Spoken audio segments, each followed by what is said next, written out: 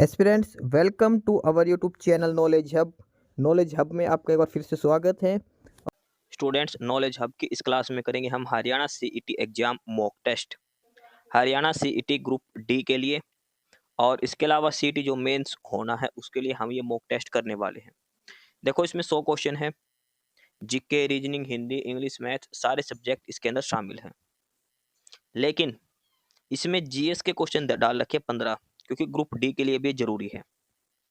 बाकी जो 85 क्वेश्चन है वो सीईटी मेंस में भी आएंगे सेम। इसमें जीएस के 15 क्वेश्चन है ताकि ग्रुप डी के लिए भी रहे। तो मोस्ट इंपोर्टेंट प्रैक्टिस सेट है हरियाणा सीईटी एग्जाम के लिए। इसके अलावा कोई भी एग्जाम की अपडेट चाहिए, किसी भी एग्जाम की कोई भी वैकेंसीज हो, अपकमिंग वैकेंसीज के बारे में, तो यूट्यूब पर आप हमारा चैनल है साहिल अपडेट से सब्सक्राइब जरूर कर लें। आपको यहाँ पर इंफॉर्मेशन मिलती रहेगी, जो भी नई जॉब्स आएंगी, कोई एग्जाम कब होना है, स्टेट की जॉब है, सेंटर की, सारी इंफॉर्मेशन आपको टाइम टू टाइम मिलती रहेगी। इसके अलावा आपको पीडीएफ अगर चाहिए इस क्लास के भी, और भी काफ़ी सारा स्टडी मटेरियल आपको पीडीएफ की फॉर्म में चाहिए, तो आप हमारा टेलीग्राम चैनल ज्वाइन करें। और टेलीग्राम चैनल का नाम है नॉलेज हब 7900। लिंक है इसका, वो डिस्क्रिप्शन बॉक्स में दिया गया है। काफ़ी सारा स्टडी मटेरियल, काफ़ी सारी पीडीएफ आपको यहाँ पर मिलेगी। Haryana GK, national GK, general science, reasoning, हर सब्जेक्ट की पीडीएफ मिलेगी। बुक्स की पीडीएफ मिलेगी। इसके अलावा कोई और भी नोट्स अगर आपको चाहिए तो यहाँ पर मिलेंगे नॉलेज हब पर। ठीक है, सारी अपडेट्स आपको यहाँ पर मिलेगी। तो चलिए फटाफट से नॉलेज हब यूट्यूब चैनल और टेलीग्राम चैनल दोनों ज्वाइन करें, और यूट्यूब पर साहिल अपडेट्स को भी सब्सक्राइब जरूर करें। तो हरियाणा सीईटी एग्जाम की जो टेस्ट सीरीज हमने चला रखी है, और मॉक टेस्ट नंबर 20 आज हम कर रहे हैं। पहला क्वेश्चन है जहां से हम ये स्टार्ट कर रहे हैं, और सबसे पहला क्वेश्चन जो दिया है वो है कि हाल ही में IUCN प्रजाति अस्तित्व आयोग का पहला एशियाई अध्यक्ष किसे नियुक्त किया गया है। Who has recently been appointed as the first Asian chair of IUCN Species Survival Commission? पूरे एशिया का पहला बंदा ही है। विवेक मेनन, अनंत गोयनका, शुभांशु शुक्ला या फिर संजू सैमसन। किसे नियुक्त किया गया है आयुष्यन प्रजाति अस्तित्व आयोग का पहला चेयरमैन? देखो, इसमें भारतीय वन्य जीव संरक्षणवादी और भारतीय वन्य जीव ट्रस्ट के संस्थापक विवेक मेनन को IUCN प्रजाति अस्तित्व आयोग का पहला एशियाई अध्यक्ष नियुक्त किया गया है। यह चुनाव अक्टूबर 2025 में अबू धाबी में IUCN विश्व संरक्षण सम्मेलन में हुआ, जिससे वे आयोग के 75 साल के इतिहास में इसका नेतृत्व करने वाले पहले एशियाई बन गए हैं। IUCN विश्व संरक्षण सम्मेलन हुआ था, इसमें पहले बने हैं एशिया के। एशिया के अंदर जितने भी देश हैं उनमें पहला बंदा भारत का ही है, विवेक मेनन। IUCN प्रजाति अस्तित्व आयोग का पहला एशियाई अध्यक्ष इनको नियुक्त किया गया है। अक्टूबर 2025 में सम्मेलन का हुआ था ये अबू धाबी के अंदर, और ये है विवेक मेनन। आप इनकी फोटो भी यहाँ पे देख सकते हैं। तो पहले प्रश्न का ऑप्शन ए आंसर हो जाएगा, विवेक मेनन। दूसरा प्रश्न है, हाल ही में 2025 वैश्विक भूखमरी सूचकांक में भारत को कौन सा स्थान मिला है? India's rank in the recent global hunger index 2025। वैश्विक भूखमरी सूचकांक 2025 में भारत को कौन सी रैंक मिली है?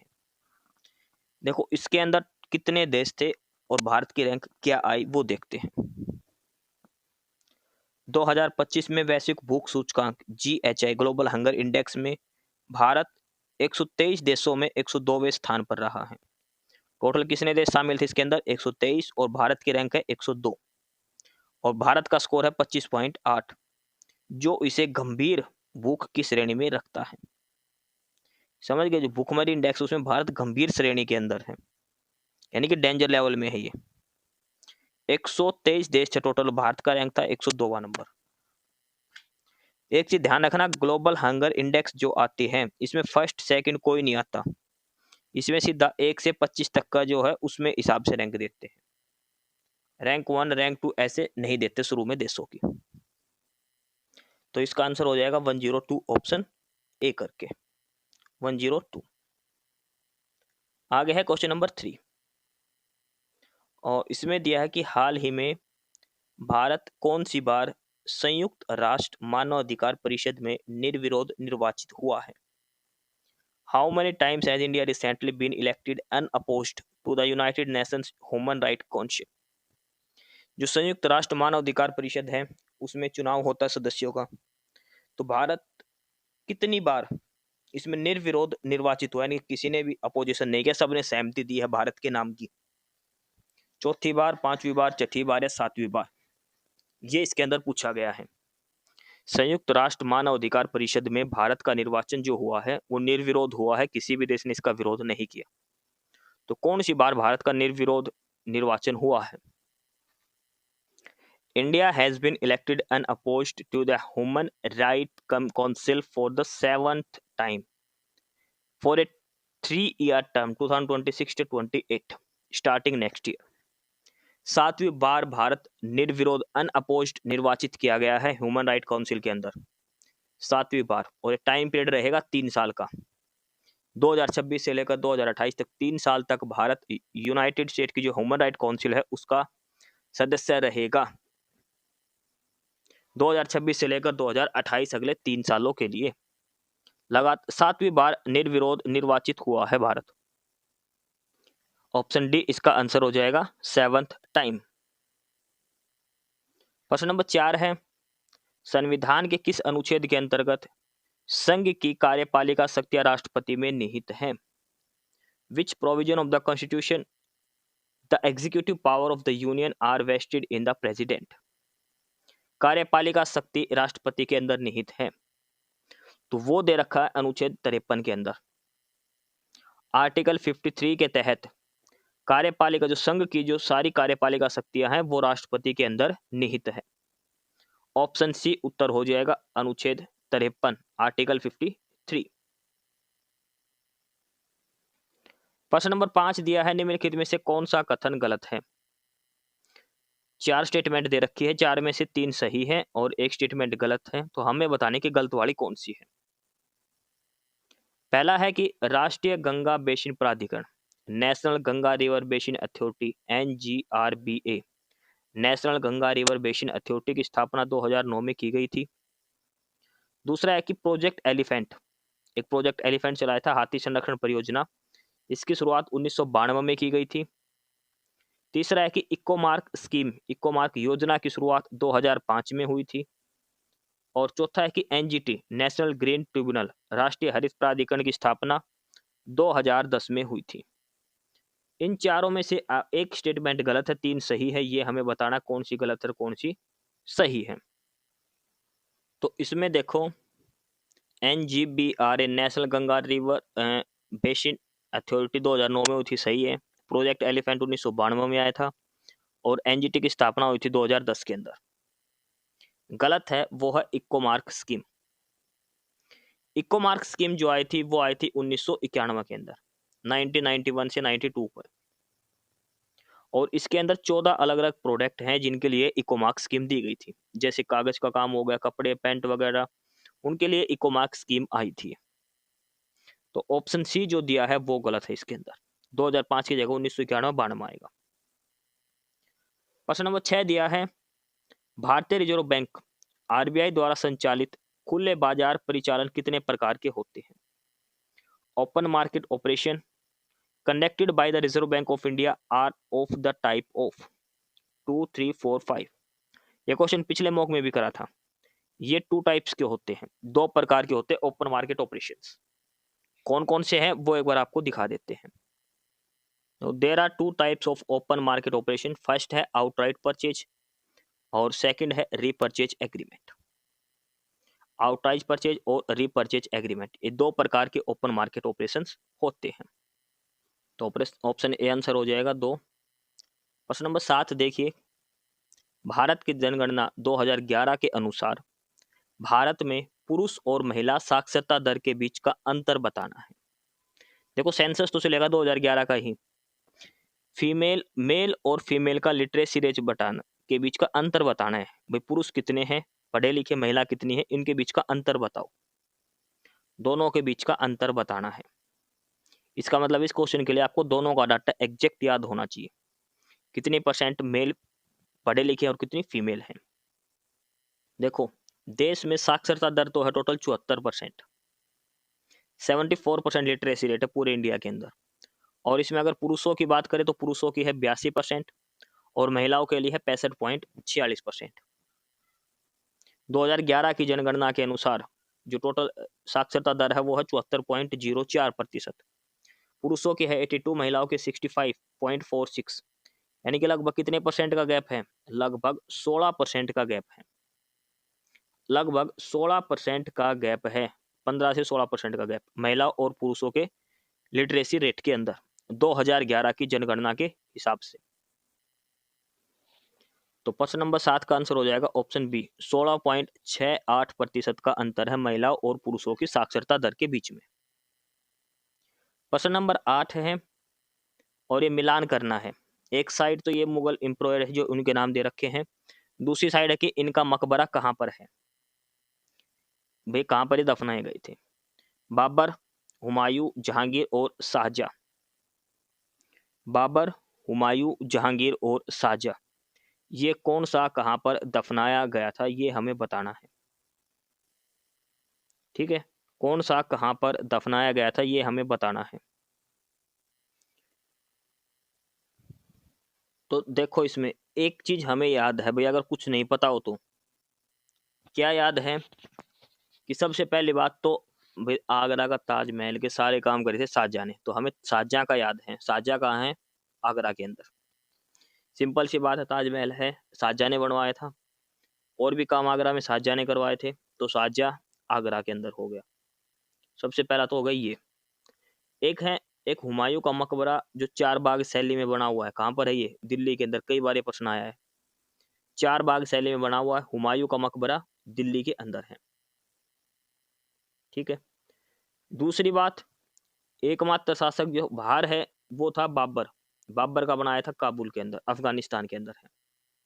बाबर का मकबरा कहाँ है, अफगानिस्तान के अंदर। और जहांगीर का कहाँ है, लाहौर के अंदर है। बाबर का काबुल के अंदर, हुमायूं का दिल्ली के अंदर, जहांगीर का लाहौर के अंदर और शाहजहां का आगरा के अंदर, यानी कि 4 3 2 1, ऑप्शन सी उत्तर हो जाएगा। 4 3 2 1, अफगानिस्तान काबुल में है बाबर का, ध्यान रखना आपको। प्रश्न नंबर 9 देखो, बंगाल विभाजन की घोषणा के समय भारत का वायसराय कौन था। बंगाल की विभाजना, देखो बंगाल का विभाजन कब हुआ था, 1905 में। किसने करा था, करजन ने। करजन ने बंगाल विभाजन करा था 1905 में। डफरिन डफरिन के काल में कांग्रेस की स्थापना हुई थी। डलहौजी के काल में पहली रेलगाड़ी चली थी। इरविन ओ गांधी इरविन समझौता हुआ था, गोलमेज सम्मेलन हुए थे, वो इरविन वायसराय था, दूसरे गोलमेज के समय की बात है। तो बंगाल विभाजन की घोषणा करी थी करजन ने 1905 में। रद्द हुआ था ये 1911 के अंदर, होर्डिंग टू की था जब गवर्नर, होर्डिंग टू दिल्ली दरबार लगा था, उस समय बंगाल विभाजन रद्द हुआ था। 1905 में इसकी घोषणा की गई थी करजन के द्वारा। ऑप्शन सी उत्तर हो जाएगा। हमारा टेलीग्राम चैनल है, आपको पीडीएफ चाहिए इस क्लास की और भी स्टडी मटेरियल, तो हमारा टेलीग्राम चैनल है और वो है नॉलेज हब 7900 करके, लिंक इसका डिस्क्रिप्शन बॉक्स में दिया है। तो हमारा टेलीग्राम चैनल जरूर ज्वाइन करें, आपको पीडीएफ मिलेगी इस क्लास की भी, और भी काफ़ी स्टडी मटेरियल आपको वहाँ पर मिलेगा पीडीएफ की फॉर्म में। इसके अलावा हैंड रिटन नोट्स मिलेंगे। कोई भी क्लास, कोई भी पीडीएफ आपको चाहिए तो आप वहाँ पे कमेंट कर दो, आपको वो पीडीएफ प्रोवाइड करवा दी जाएगी। तो टेलीग्राम चैनल नॉलेज हब जरूर ज्वाइन करें आप। आगे है प्रश्न नंबर 10, और प्रश्न नंबर 10 में क्या दिया है, राष्ट्रीय पर्यावरण इंजीनियरिंग शोध संस्थान, यानी कि national environment engineering research institute, short में इसका नाम आता है NEERI, NEERI, national environmental engineering research institute. और ये कहाँ पर है, तो ये है नागपुर के अंदर, नागपुर। ऑप्शन ए इसका आंसर हो जाएगा, नागपुर, प्रश्न नंबर 10 का। प्रश्न नंबर 11 है, सर्वोच्च न्यायालय के न्यायाधीशों के वेतन और भत्ते किससे भारित होते हैं, यानी कि जो सैलरी मिलती है सुप्रीम कोर्ट के जजेस को, वो कहाँ से मिलती है, किस फंड से मिलती है, वो बताना हमें। आरबीआई देता है, कॉन्टीजेंसी फंड से मिलती है, कंसोलिडेटेड फंड ऑफ इंडिया या फिर फाइनेंस कमीशन। तो देखो जो भी सैलरी वेतन भत्ते जो भी मिलते हैं वो मिलते हैं भारत की संचित निधि से। जितने भी गवर्नमेंट सर्वेंट है उनको consolidated fund of India, Bharat की संचित निधि से। ऑप्शन सी इसका आंसर हो जाएगा प्रश्न नंबर 11 का। प्रश्न नंबर 12 है लोक निधि का अभिभावक, मोस्ट इंपोर्टेंट प्रश्न है ये। गार्जियन ऑफ पब्लिक फंड, जो भी सरकारी पैसा है उसका गार्जियन, उसका रखवाला किसको कहा गया है? राष्ट्रपति, कैग, संसद या फिर मंत्रिपरिषद? तो वो होता है CAG, controller and auditor general of India, guardian of the public fund. Option B answer हो जाएगा। मोस्ट इंपोर्टेंट प्रश्न है प्रश्न नंबर 12। प्रश्न नंबर 13 दिया है आगे, राजस्थान का कालबेलिया लोक गीत और नृत्य को यूनेस्को की अमूर्त सांस्कृतिक विरासत की प्रतिनिधि सूची में किस वर्ष शामिल किया गया था? देखो कालबेलिया डांस है, ये प्रश्न कई बार आ चुका। कालबेलिया कहाँ का है लोक नृत्य? ये राजस्थान का है, एक स्पेशल जनजाति है वो करती है ये। इसको अमूर्त सांस्कृतिक विरासत में शामिल किया गया, तो किस वर्ष इसको शामिल किया गया था? 2008, 10, 12 या 14? तो वो शामिल किया गया था 2010 के अंदर, 2010 में। प्रश्न नंबर 14 है द ब्लू अम्ब्रेला बुक के लेखक कौन है? द ब्लू अम्ब्रेला काफी पुरानी बुक है और ये है रस्किन बॉन्ड की, Ruskin bond. Option A answer हो जाएगा। प्रश्न नंबर 15 है झूम की खेती या फिर स्थानांतरित खेती को किस नाम से जाना जाता है? देखो झूम और शिफ्टिंग कल्टीवेशन, शिफ्टिंग मतलब एक जगह से दूसरी जगह पर जाना, तो इसको बोलते हैं काटो और जलाओ कृषि। मतलब यहाँ पर कर ली, काट दी, एक दो बार जितनी बार हो फिर छोड़ दो, अगली जगह चलो, काटो और जलाओ कृषि। ऑप्शन डी इसका आंसर हो जाएगा प्रश्न नंबर 15 का। आगे है प्रश्न नंबर 16 और यहां से अब हमारी हरियाणा जीके शुरू होती है। अब हम हरियाणा जीके के कुछ प्रश्न इसमें हम करेंगे। तो प्रश्न नंबर 16 है कि हरियाणा में कितने IDTR, IDTR मतलब है institute of driving training and research, institute of driving training and research संचालित है। कितने ITDR है हरियाणा के अंदर, यानी कि जो ड्राइविंग इंस्टीट्यूट है वो कितने हैं ड्राइविंग ट्रेनिंग के लिए? तो हरियाणा में जो ड्राइविंग ट्रेनिंग इंस्टीट्यूट है वो है हरियाणा के अंदर 4। कितने हैं? 4 हैं। कहाँ कहाँ है? एक तो है रोहतक के अंदर, एक है रोहतक के अंदर, दूसरा है बहादुरगढ़, डिस्ट्रिक्ट झज्जर आएगा, और वैसे है बहादुरगढ़ के अंदर, ये भी ध्यान रखना आप। रोहतक और दूसरा है बहादुरगढ़। अगर जिले की बात करें तो जिला है झज्जर बहादुरगढ़ का। तीसरा है गढ़ी पाडला और चौथा है करनाल के अंदर। ठीक है, एक तो है कैथल के अंदर, कैथल का गांव है, और चौथा है करनाल के अंदर। 4 डिस्ट्रिक्ट हैं। बहादुरगढ़ की जगह आप झज्जर याद रख लेना, जिले का नाम झज्जर है। रोहतक, कैथल, करनाल और झज्जर 4 जिलों में है।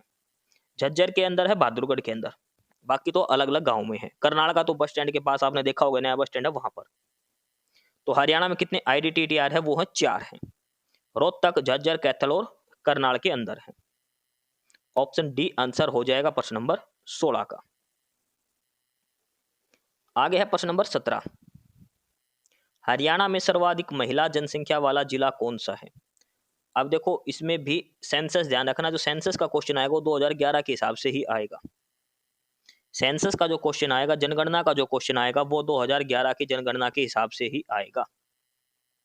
ठीक है, तो 2011 की जनगणना के हिसाब से, 2011 की जनगणना के हिसाब से हरियाणा के किस जिले के अंदर, किस जिले के अंदर हाईएस्ट फीमेल है?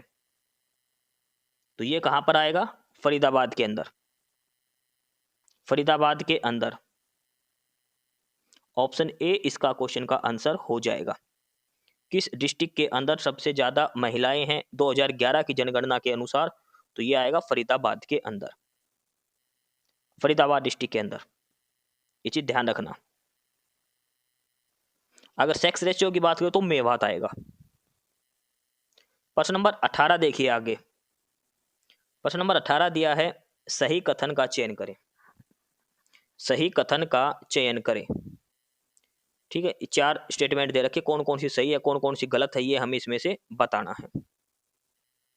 तो पहला है कि खोखरा कोट जो रोहतक के अंदर है, खोखरा कोट से 3री शताब्दी के इंडो ग्रीक शासकों के सिक्के मिले हैं। बिल्कुल सही है, ये प्रश्न हम कई बार पढ़ चुके हैं। खोखरा कोट जगह रोहतक के अंदर है और यहाँ पर 3री सदी के इंडो ग्रीक शासकों के हमें सिक्के मिले हैं। अगला है कि योद्धाओं की टकसाला रोहतक में थी। बिल्कुल, जो योद्धा गणराज्य के थे उनकी जो टकसाला, टकसाला यानी कि जहां पर सिक्कों का निर्माण होता है, सिक्के बनते हैं, वो रोहतक के अंदर थी इनकी। अगला है कि कुरुक्षेत्र में थानेसर से कर्ण का किला और हर्षवर्धन के महल के अवशेष मिले हैं। देखो, कर्ण का किला वो अब भी थानेसर के अंदर है और हर्षवर्धन महल का भी, यानी कि तीसरा जो ऑप्शन है ये भी बिल्कुल सही है। चौथा दिया है कि आधुनिक सामग्री से संबंध में उर्दू भाषा में लिखी गई पुस्तक गुरुग्राम व रोहतक जिले का इतिहास महत्वपूर्ण है। ये भी स्टेटमेंट सही है, यानी कि 4 स्टेटमेंट दे रखी, चारों की चारों बिल्कुल सही दे रखी है। तो प्रश्न नंबर 18 का उत्तर क्या हो जाएगा? Option D. इसने पूछा था कौन सी स्टेटमेंट सही है, तो चारों ही सही है, 1 2 3 4 चारों ही स्टेटमेंट इसमें सही दी गई है प्रश्न नंबर 18 के अंदर। प्रश्न नंबर 19 है कि हरियाणा के किस स्थान से प्राप्त अभिलेख से ज्ञात होता है कि हरियाणा में प्रतिहारों का शासन था। हरियाणा के किस स्थान से प्राप्त अभिलेख से ज्ञात होता है कि हरियाणा में प्रतिहारों का शासक था? तो ये हमें पता लगता है जोध का अभिलेख से, जोध का अभिलेख से। ऑप्शन ए उत्तर हो जाएगा।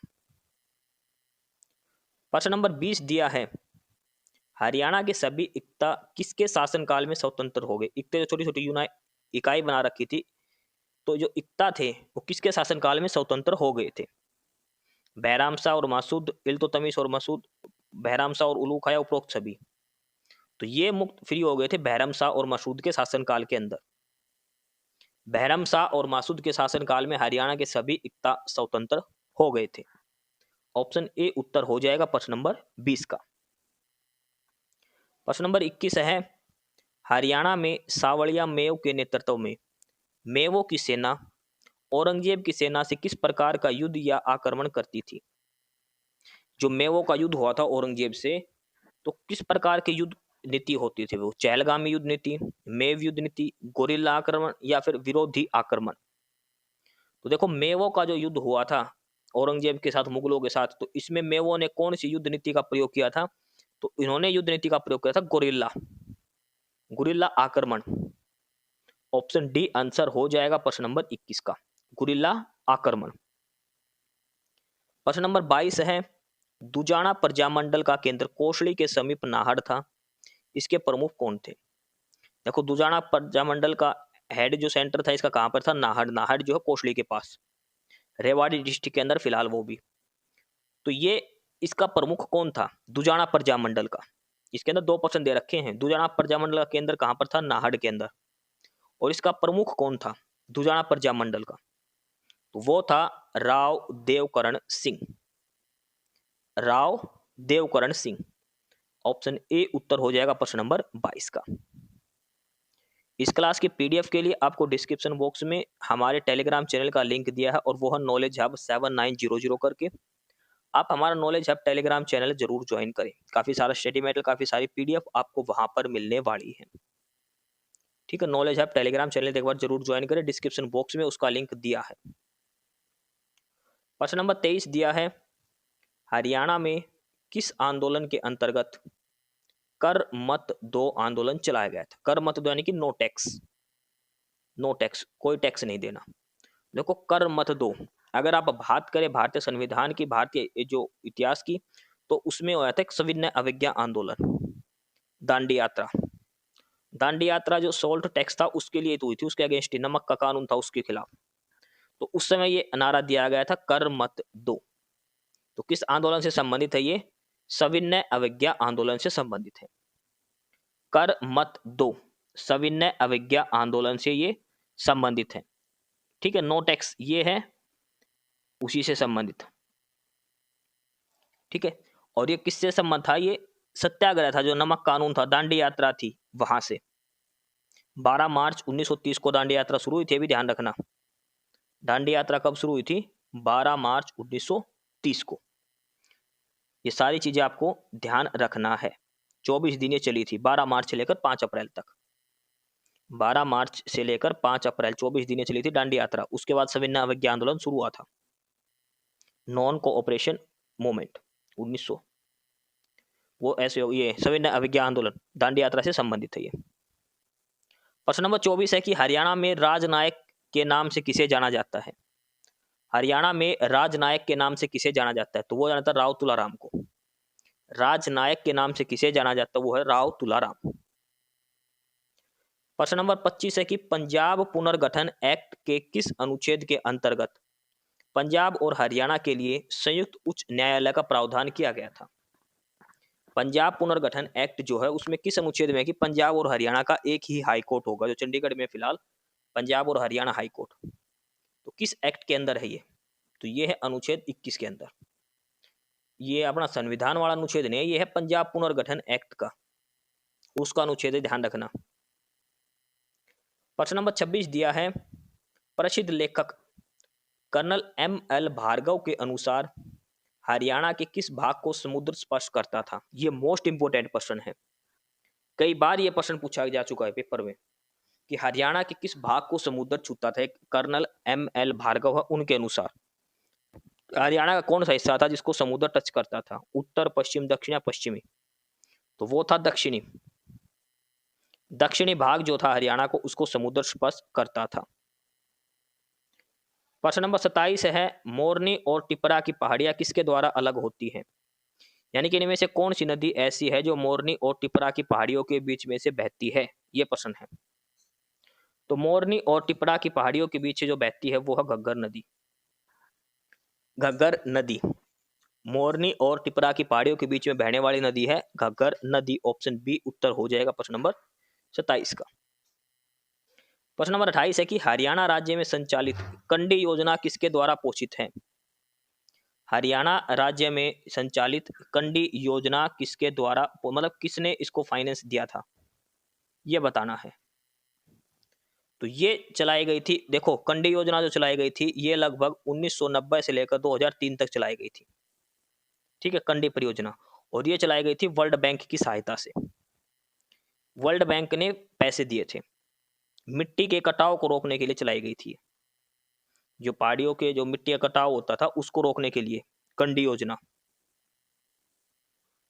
ठीक है। प्रश्न नंबर 29, ये मिलान करना है, कौन सा कहां पर है, ये हमें इसमें से मिलान करना है। कौन सा इंस्टीट्यूट कहां पर है ये हमें बताना है। फल उत्कृष्टता केंद्र, मधुमक्खी उत्कृष्टता केंद्र, और ये सारे बताने हैं कहां पर है। चार हैं, चारों के चारों बताने हैं, बागवानी, फूल, फल, मधुमक्खी का। फल उत्कृष्टता केंद्र, ये चारों हमें बताने हैं कहां पर कौन सा है, कौन सा इंस्टीट्यूट कहां पर है ये हमें इसके अंदर बताना है। तो फल उत्कृष्टता केंद्र ये है मंजियाना गांव के अंदर, मंजियाना गांव के अंदर है, मंजियाना गांव के अंदर है। दूसरा है मधुमक्खी, मधुमक्खी उत्कृष्टता केंद्र ये है रामनगर के अंदर। तीसरा है बागवानी जैव प्रावैधिकी केंद्र, यह है शामगढ़ के अंदर। फूल उत्कृष्टता केंद्र यह है झज्जर के अंदर। मंजियाना गांव कहाँ है, ये सिरसा के अंदर है। फल उत्कृष्टता केंद्र है यहाँ पर मंजियाना गांव के अंदर, डबवाड़ी के पास है ये, ठीक है। दूसरा है रामनगर और तीसरा है श्यामगढ़ जहां पर बागवानी है। चौथा है फूल उत्कृष्टता केंद्र, ये है झज्जर के अंदर। यानी कि आमने सामने बिल्कुल सही मिलान करके दे रखा है। सवाल नंबर प्रश्न नंबर 30, हरियाणा राज्य लघु उद्योग और निर्यात निगम, हरियाणा राज्य लघु उद्योग और निर्यात निगम की स्थापना कब की गई थी? हरियाणा राज्य लघु उद्योग और निर्यात की स्थापना कब की गई थी? 20 जनवरी 1960, 22 मार्च 1963, 19 जुलाई 1967 या 17 नवंबर 1970? तो ये स्थापना कब की गई थी? ये स्थापना की गई थी 19 जुलाई 1967, 19 जुलाई 1967, ठीक है। ऑप्शन सी इसका आंसर हो जाएगा, हरियाणा राज्य लघु उद्योग और निर्यात निगम। ऑप्शन सी इसका आंसर हो जाएगा। प्रश्न नंबर 30 का 19 जुलाई 1967 के अंदर। अगला है प्रश्न नंबर 31, पंचकुला आईटी पार्क की स्थापना कब हुई थी? पंचकुला आईटी पार्क, और पंचकुला आईटी पार्क की स्थापना हुई थी 2008 के अंदर। 2008 के अंदर। हरियाणा का गवर्नर कहाँ रहता है? तो गवर्नर कहाँ रहेगा? राजभवन के अंदर। गवर्नर कहाँ रहता है? राजभवन के अंदर, और यह है चंडीगढ़ सुखना लेक के पास। प्रश्न नंबर मोस्ट इंपोर्टेंट है 33 नंबर कि हरियाणा के किस मुख्य न्यायाधीश पर महाभियोग चलाया गया किंतु प्रक्रिया पूरी नहीं हो पाई? जो हाईकोर्ट के जज हैं, पंजाब हरियाणा हाईकोर्ट के, तो किस जज के खिलाफ महाभियोग चलाया गया था लेकिन प्रक्रिया पूरी नहीं हो पाई थी? किसके खिलाफ चलाया गया था? तो ये था वीर स्वामी रामास्वामी। वीर स्वामी रामास्वामी। प्रश्न नंबर 34 है कि प्रश्न नंबर 34 है कि देश की सबसे पहली चलने वाली पेड टैक्सी सेवा मेट्रिनो की शुरुआत कहां से की थी? मेट्रिनो मोस्ट इंपोर्टेंट है और ये हुई थी गुड़गांव के अंदर। पेड टैक्सी सर्विस है मेट्रिनो, गुड़गांव से इसकी शुरुआत हुई थी। ऑल ओवर इंडिया में सबसे पहला हरियाणा के गुड़गांव में। प्रश्न नंबर 35 है कि 31 दिसंबर 2024 तक हरियाणा राज्य की कुल स्थापित विद्युत क्षमता कितनी थी? हरियाणा की कुल विद्युत क्षमता 31 दिसंबर 2024 तक, तो वो है 15,936 मेगावाट। 15,936 मेगावाट। प्रश्न नंबर 36 देखिए, आर्थिक सर्वेक्षण 2024-25 के अनुसार हरियाणा राज्य परिवहन की बसें कितने डिपो और उप डिपो से संचालित की जा रही है, यानी कि कितने डिपो है और कितने उप डिपो है? 2024-25 का जो आर्थिक सर्वेक्षण आया था अप्रैल के अंदर, बजट के टाइम आता है एक दिन पहले, तो उसके अनुसार कितने डिपो और कितने सब डिपो है हरियाणा रोडवेज के? तो हरियाणा के 24 डिपो और 13 सब डिपो हैं। 24 डिपो और 13 सब डिपो हैं। ऑप्शन बी उत्तर हो जाएगा प्रश्न नंबर 36 का। प्रश्न नंबर 37 का है कि 4 अक्टूबर 2025 को राज्य के मुख्यमंत्री ने महारी सड़क ऐप को किस जिले से लॉन्च किया था? एक ऐप चलाई है महारी सड़क ऐप, हरियाणा सरकार ने, और इसका काम है कि आप कहीं से भी आपकी रोड है उसकी फोटो खींच के भेज दीजिए, उस पर एक्शन लिया जाएगा। अगर टूटी फूटी सड़क है तो उसको बनाया जाएगा। महारी सड़क ऐप 4 अक्टूबर 2025 को लॉन्च की गई थी। तो किस जिले से मुख्यमंत्री ने इसका उद्घाटन किया था? तो ये किया था पंचकुला से। पंचकुला से महारी सड़क ऐप का उद्घाटन किया गया था, लॉन्च की गई थी ऐप। इस क्लास की पीडीएफ के लिए आपको डिस्क्रिप्शन बॉक्स में टेलीग्राम चैनल का लिंक दिया है, नॉलेज हब 7900 करके। आप नॉलेज हब टेलीग्राम चैनल जरूर ज्वाइन करें। काफी सारा स्टडी मटेरियल, काफी सारी पीडीएफ आपको वहां पर मिलने वाली है। बहुत सारा स्टडी मटेरियल आपको मिलेगा, हरियाणा जीके हर प्रकार का, general science, Haryana GK, national GK, reasoning, math, Hindi, English, सब सब्जेक्ट के वहां पर स्टडी मटेरियल आपको वहां पर मिलेगा।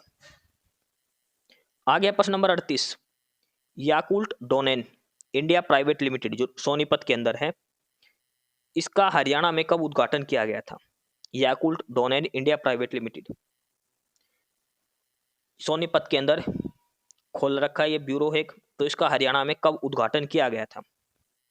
तो ये आया था 18 जनवरी 2008 को।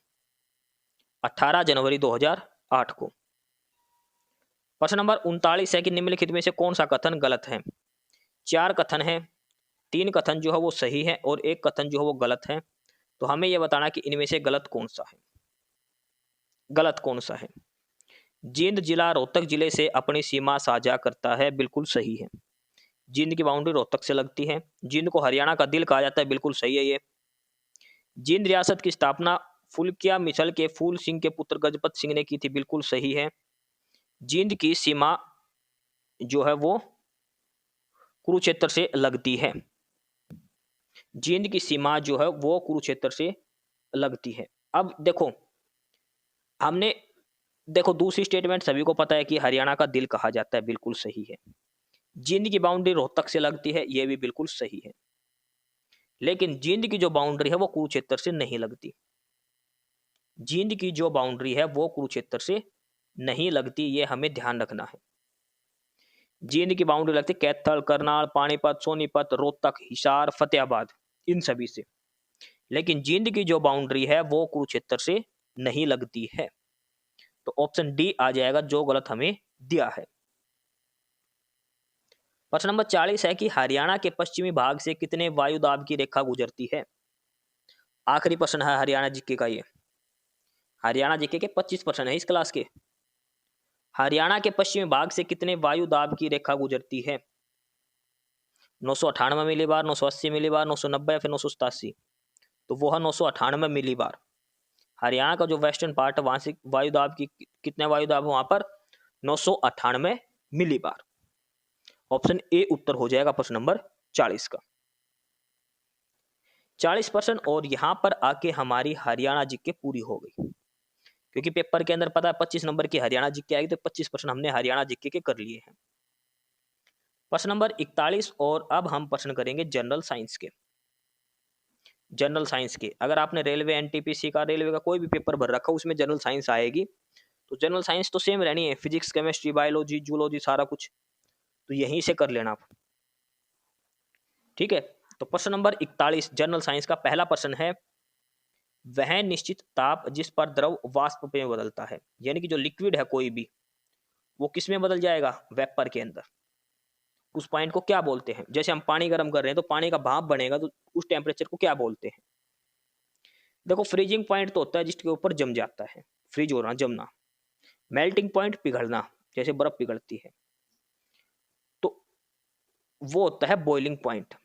जैसे पानी हम बॉइल करते हैं तभी तो, यानी कि हिंदी में बोलते हैं उसको क्वथनांक। बॉइलिंग पॉइंट वो पॉइंट है जिस पर कोई भी लिक्विड जो है वो गैस में यानी कि वेपर में बदल जाएगा। ऑप्शन सी आंसर हो जाएगा। अगला है क्वेश्चन नंबर 42, प्रश्न नंबर 42। पैराबैंगनी किरणों की खोज किस वैज्ञानिक ने की थी। पैराबैंगनी जो रेज है उनकी खोज किसने करी थी। तो पैराबैंगनी खोज किस वैज्ञानिक ने करी थी, न्यूटन, रिटन, रोंटगेन या फिर हर्शल। तो ये करी थी जे.डब्ल्यू. रिटर ने। जे.डब्ल्यू. रिटर, जॉन विल्मर रिटर ने कब करी थी, 1801 में। जो अल्ट्रावायलेट जो पैराबैंगनी किरण है, ये एक जर्मन फिजिशियन थे, ये भी ध्यान रखना, जर्मनी का साइंटिस्ट था ये, जे.डब्ल्यू. रिटर, जॉन विल्मर रिटर, 1801 में उसने करी थी ये। ऑप्शन बी उत्तर हो जाएगा रिटर। प्रश्न नंबर 43 है, अल्फा बीटा और गामा किरणों का वर्गीकरण किस वैज्ञानिक ने किया था। अल्फा बीटा और गामा किरणों का वर्गीकरण किस वैज्ञानिक ने किया था। तो ये किया था रदरफोर्ड ने। रदरफोर्ड इफेक्ट जो है इसी ने अल्फा बीटा और गामा ये 3 रेडिएशन है इनकी खोज करी थी। प्रश्न नंबर 44 है कि रेडियम तत्व की खोज किसने करी थी। मोस्ट इंपोर्टेंट है ये, रेडियम की खोज किसने की थी। रेडियम की खोज करी थी मैडम क्वेरी और पियरे क्वेरी, उन दोनों के हस्बैंड और वाइफ, मैडम क्वेरी और पियरे क्वेरी ने रेडियम की खोज, इसके लिए इनको नोबेल प्राइज भी दिया गया था। कब की बात है ये, 1898 में। रेडियम की खोज मैडम क्वेरी और पियरे क्वेरी ने करी थी, रेडियम की खोज 1898 के अंदर। ऑप्शन ए इसका उत्तर हो जाएगा प्रश्न नंबर 44 का। प्रश्न नंबर 45 है कि धातुओं की सक्रियता श्रृंखला में कौन सी धातु सबसे अधिक सक्रिय मानी जाती है। हाईली रिएक्टिव मेटल की बात हो रही है, हाईली रिएक्टिव मेटल, तो वो होता है पोटेशियम। सबसे अधिक सक्रिय धातु मानी जाती है पोटेशियम। ऑप्शन सी उत्तर हो जाएगा क्वेश्चन नंबर 45 का। क्वेश्चन नंबर 46 देखो, डीएनए और आरएनए में क्या अंतर है। डीएनए और आरएनए में क्या अंतर है। डीएनए है डीऑक्सीराइबो न्यूक्लिक एसिड, ठीक है, और इसमें और आरएनए में क्या फर्क है ये बताना है। डीएनए में डबल हेलिक्स होता है, इसमें सिंगल होता है, ये भी ध्यान रखना है। पहला देखो, डीएनए में राइबोज शर्करा होती है, बिल्कुल सही है। डीएनए के अंदर राइबोज शर्करा होती है, बिल्कुल सही बात है ये, ठीक है। डीऑक्सीराइबोज देखो इसके नाम में, और आरएनए में होते हैं राइबोज। आरएनए में डीऑक्सीराइबोज शुगर होती है, डीएनए में थाइमिन होता है और आरएनए में यूरेचिल होता है। दोनों में देखो ऑप्शन डी तो हट जाएगा। डीएनए में होता है deoxyribose sugar, deoxyribose nucleic acid. RNA में होती है राइबोज शुगर, ये दोनों ही गलत दे रखे हैं। डीएनए में होती है ये डीऑक्सीराइबोज और आरएनए में होती है राइबोज। इसके अलावा एक सबसे होता है इसका अंदर ये थाइमिन और यूरेसिल का। डीएनए के अंदर क्या पाए जाते हैं nitrogen base, adenine, thymine, cytosine और ग्वानिन। और आरएनए में क्या होता है, थायमिन की जगह यूरेसिल पाया जाता है। आरएनए में जो है वो थायमिन की जगह क्या पाया जाता है, यूरेसिल। डीएनए में थायमिन होता है और आरएनए में यूरेसिल होता है। ये है मोस्ट इंपोर्टेंट सही पॉइंट सबसे। देखो नाइट्रोजन में बेस 4 होते हैं, एडेनिन, थायमिन, साइटोसिन और ग्वानिन। ये होता है डीएनए के अंदर। और आरएनए के अंदर क्या होता है, एडेनिन, थायमिन की जगह क्या होता है, यूरेसिल, फिर साइटोसिन और ग्वानिन।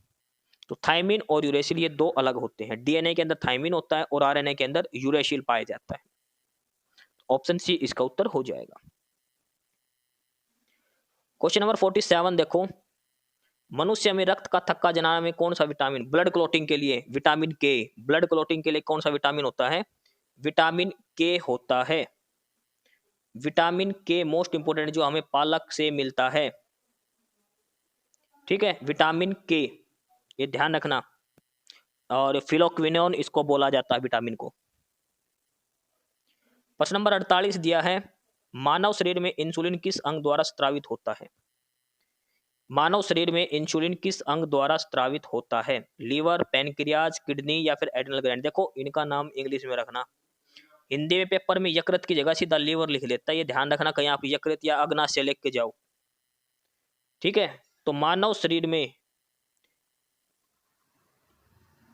इंसुलिन कहां से निकलता है, तो ये निकलता है पैनक्रियाज से, पैनक्रियाज अग्नाशय से। और इसके अंदर भी कहां से निकलता है, तो ये निकलता है बिट्टा सेल से। कई बार इसके अंदर भी आता है पैनक्रियाज से कहां से निकलता है, तो ये निकलता है बिट्टा सेल से। पैनक्रियाज के अंदर बिट्टा सेल है, उनसे निकलता है इंसुलिन। ऑप्शन बी आंसर हो जाएगा। प्रश्न नंबर 49 है कि मनुष्य में आरबीसी का जीवन काल कितना है। आरबीसी का जीवन काल कितना है, रेड ब्लड सेल्स जो है उनका जीवन काल कितना है, 60 दिन, 90 दिन, 120 दिन, 150 दिन। तो आरबीसी होती है उनका जीवन काल होता है 120 दिन लगभग। देखो अप्रोक्सीमेट में ध्यान रखना, ये आरबीसी का लगभग 120 दिन होता है। और डब्ल्यूबीसी की बात करें तो डब्ल्यूबीसी का लगभग 13 से लेकर 20 दिन का टाइम पीरियड होता है डब्ल्यूबीसी का। आरबीसी का होता है कितना, 120 दिन, ठीक है। आरबीसी, डब्ल्यूबीसी और एक प्लेटलेट्स भी होती है, उनका जीवन काल होता है लगभग 7 से 10 दिन का। तो ये चीज आपको ध्यान रखनी है। प्रश्न नंबर 50 है, डार्विन का प्राकृतिक चयन का सिद्धांत किस पर आधारित था। Darwin's theory of natural selection based on, Darwin's theory of natural selection based on किस पर आधारित है, डार्विन का जो सिद्धांत है ये, डार्विन्स नेचुरल थ्योरी ये किस पर है, इनहेरिडिटी, यूज एंड डिसयूज, म्यूटेशन या आर्टिफिशियल सिलेक्शन। तो डार्विन का जो सिद्धांत है वो था इनहेरिटेंस, वंशानुक्रमत और परिवर्तनीयता पर। ऑप्शन ए उत्तर होगा। मोस्ट इंपोर्टेंट है जनरल साइंस का क्वेश्चन डार्विन की थ्योरी के ऊपर, बहुत फेमस थ्योरी है, बहुत प्रश्न आएंगे। ऑप्शन ए इसका उत्तर हो जाएगा प्रश्न नंबर 50 का। प्रश्न नंबर 51 दिया कि जब प्रकाश एक माध्यम से दूसरे माध्यम में जाता है तो क्या होता है। When light travels from one medium to another, then इसकी स्पीड बदलती है, फ्रीक्वेंसी बदलती है, वेवलेंथ सेम रहती है, रिफ्लेक्शन नहीं होता है। कौन सी एक घटना होती है। देखो जब प्रकाश एक मीडियम से दूसरे मीडियम में जाएगा तो उसका क्या बदलेगा, स्पीड बदलेगी, वेवलेंथ बदलेगी, रिफ्लेक्शन भी होगा। तो ये देखो वेवलेंथ सेम रहती है, गलत, परावर्तन नहीं होता भाई, परावर्तन होता है। आवर्ती बदलती, आवर्ती सेम रहती, फ्रीक्वेंसी चेंज नहीं होती लाइट की, इसकी सिर्फ और सिर्फ स्पीड बदलती है, स्पीड बदल जाएगी, ये ध्यान रखना है। जब प्रकाश एक माध्यम से दूसरे माध्यम में जाएगा तो इसकी जो स्पीड है वो चेंज हो जाएगी। ऑप्शन ए इसका आंसर हो जाएगा, ठीक है, जिसकी स्पीड है वो इसमें बदल जाएगी। अगला है प्रश्न, और ये है प्रश्न नंबर आगे 52। प्रश्न नंबर 51 था, ये लाइट का था। इसमें था कि लाइट जब एक माध्यम से दूसरे माध्यम में जाएगी तो उसकी क्या कौन सी चेंज होगी। तो इसकी फ्रीक्वेंसी तो चेंज होती नहीं है, इसकी स्पीड चेंज होती है, स्पीड और वेवलेंथ दोनों चेंज हो जाती है इसकी। इस क्लास की पीडीएफ के लिए आपको डिस्क्रिप्शन बॉक्स में टेलीग्राम चैनल का लिंक मिलेगा, knowledge hub 7900 knowledge hub Telegram channel जरूर ज्वाइन करें। काफी सारा स्टडी मटेरियल, काफी सारी पीडीएफ आपको यहाँ पर मिलने वाली है।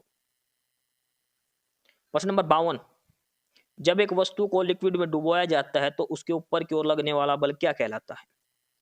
When an object is immersed in a liquid, the upward force acting on it। भाई जैसे कोई कुछ भी लो, हम किसी भी लिक्विड के अंदर पानी के अंदर हम कुछ भी डालते हैं तो उसके जैसे हम डबोते हैं तो एक फोर्स होता है जो उसको वापस ऊपर की ओर धकेलता है।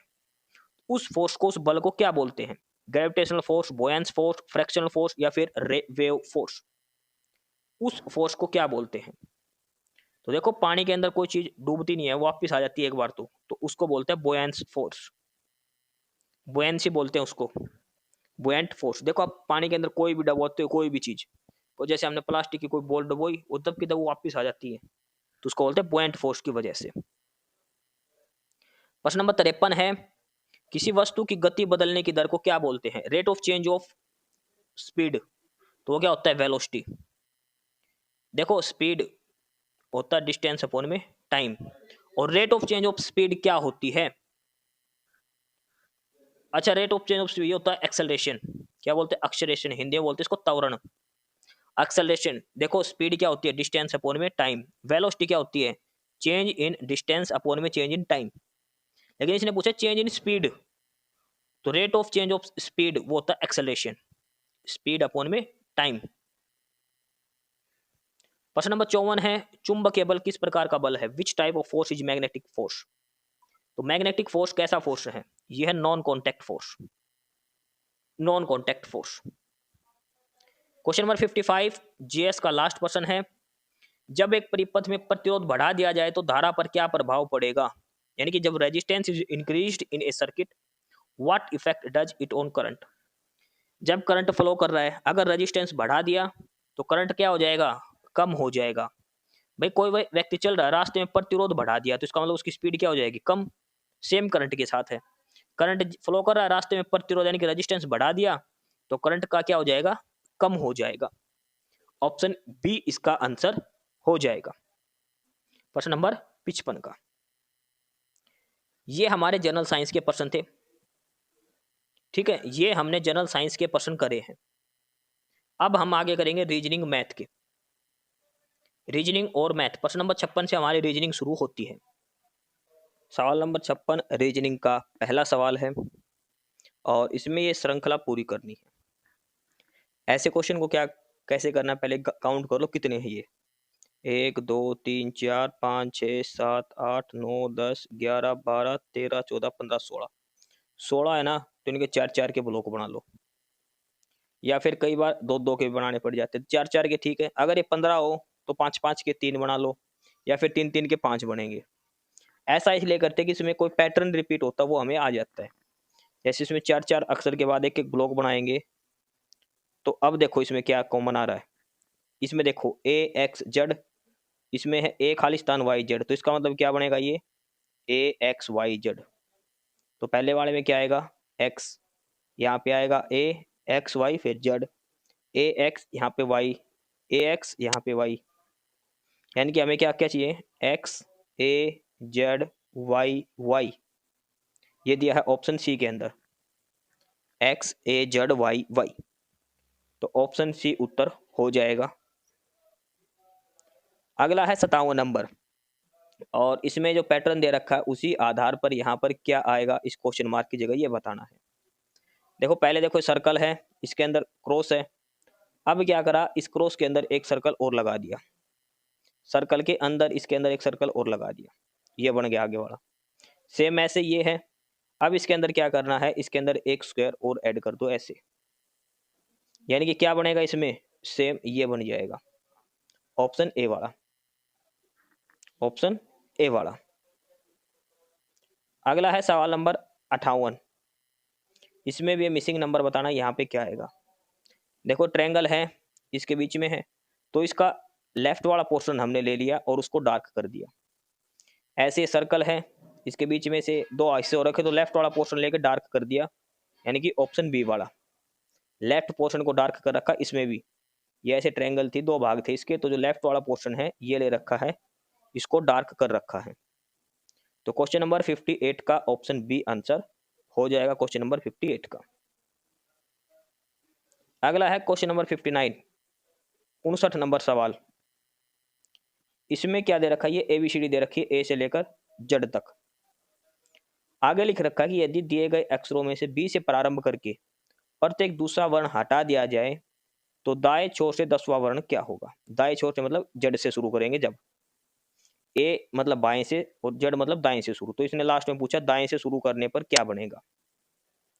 If every alternate letter starting from B is deleted, यानी कि पहले B हटा दिया, D हटेगा, फिर E छोड़ के F, G छोड़ के H, I छोड़ के J, ऐसे एक एक छोड़ के अक्षर हटाने हैं। B से शुरू करना, पहले B मतलब दूसरा अक्षर हटाना, चौथा, छठा, आठवां, 10वां, ये सारे हमें हटाने 26 तक। उसको सबको हटाने के बाद इसने पूछा है कि दाएं साइड से इधर से 10वां कौन सा रहेगा। अब देखो ये है 26 नंबर का, तो ये भी हटेगा क्योंकि सम संख्या हम सारी हटा रहे हैं। तो कौन सा बचेगा, वाई बचेगा ना। तो पहला 1, 2, 3, 4, 5, 6, 7, 8, 9 और 10। तो दाएं से 10वां कौन सा अक्षर आ गया, जी। क्योंकि इसने कहा कि बी से शुरू करके और एक छोड़ के एक सारे अक्षर हटाने हैं, तो यानी कि दूसरा, चौथा, छठा, आठवां, 10वां, ऐसे करके 26वां हट जाएगा। बचेगा कौन सा, जो विषम संख्या पर है, विषम नंबर पर, पहले पर, तीसरे पर, पांचवें पर, और इधर से विषम लास्ट वाई बचेगा। वाई से इधर आएंगे 10वां नंबर, तो वो बचेगा लेटर जी। लेटर जी बचेगा, यानी कि ऑप्शन सी उत्तर हो जाएगा सवाल नंबर 59 का। सवाल नंबर 60 देखो, कैलेंडर का सवाल है। यदि 27 जनवरी 1996 को शनिवार है तो 15 अक्टूबर 1996 को सप्ताह का कौन सा दिन होगा। 15 अक्टूबर 1996, देखो साल सेम है तो कोई दिक्कत नहीं है। अब एक चीज ध्यान रखना, 1996 ये 4 से भाग हो रहा है, बिल्कुल हो रहा है 4 से। इसका मतलब 1996 क्या आ गया, लीप ईयर। लीप ईयर आ गया तो फरवरी में कितने दिन होंगे, 29 दिन। 1996 लीप ईयर है तो फरवरी में कितने दिन है, 29 दिन है। अब देखो 27 तारीख को जनवरी को शनिवार है, तो जनवरी में 31 दिन होते, कितने दिन बच गए एक्स्ट्रा, 4 दिन बच गए। फरवरी में होते 29 दिन, लीप ईयर है तो 7 से भाग देंगे तो कितना दिन एक्स्ट्रा बच गया, एक दिन। एक दिन फरवरी का। मार्च में होते हैं 31 दिन, 7 से भाग देंगे तो 7 चौक 28, कितने दिन एक्स्ट्रा बच गए, 3 दिन। भाई देखो 31 दिन है, 7 से भाग दे दो, यानी कि सप्ताह पूरा पूरा हो गया। उसके बाद एक्स्ट्रा कितने दिन बच गए, 3। अच्छा उसके बाद मार्च हो गया, अप्रैल में कितने दिन बचेंगे फिर, 3 दिन। मई में 4, मई के बाद जून, जुलाई और अगस्त दोनों में 31 दिन आते हैं। सितंबर, अक्टूबर, देखो अक्टूबर की 15 तारीख है तो 14 अक्टूबर तक तो 2 हफ्ता पूरे, एक दिन एक्स्ट्रा बच गया, ये दिन बचेंगे। जिस महीने में 31 दिन है उसमें एक्स्ट्रा दिन होंगे 4, और जिस महीने में 30 दिन है उसमें एक्स्ट्रा दिन बनेंगे 3। अब इनको टोटल जोड़ लो, 4 4 8 14, 4 18, 18 8 26 और 4 30। ठीक है, 30 दिन हो गए इसमें एक्स्ट्रा।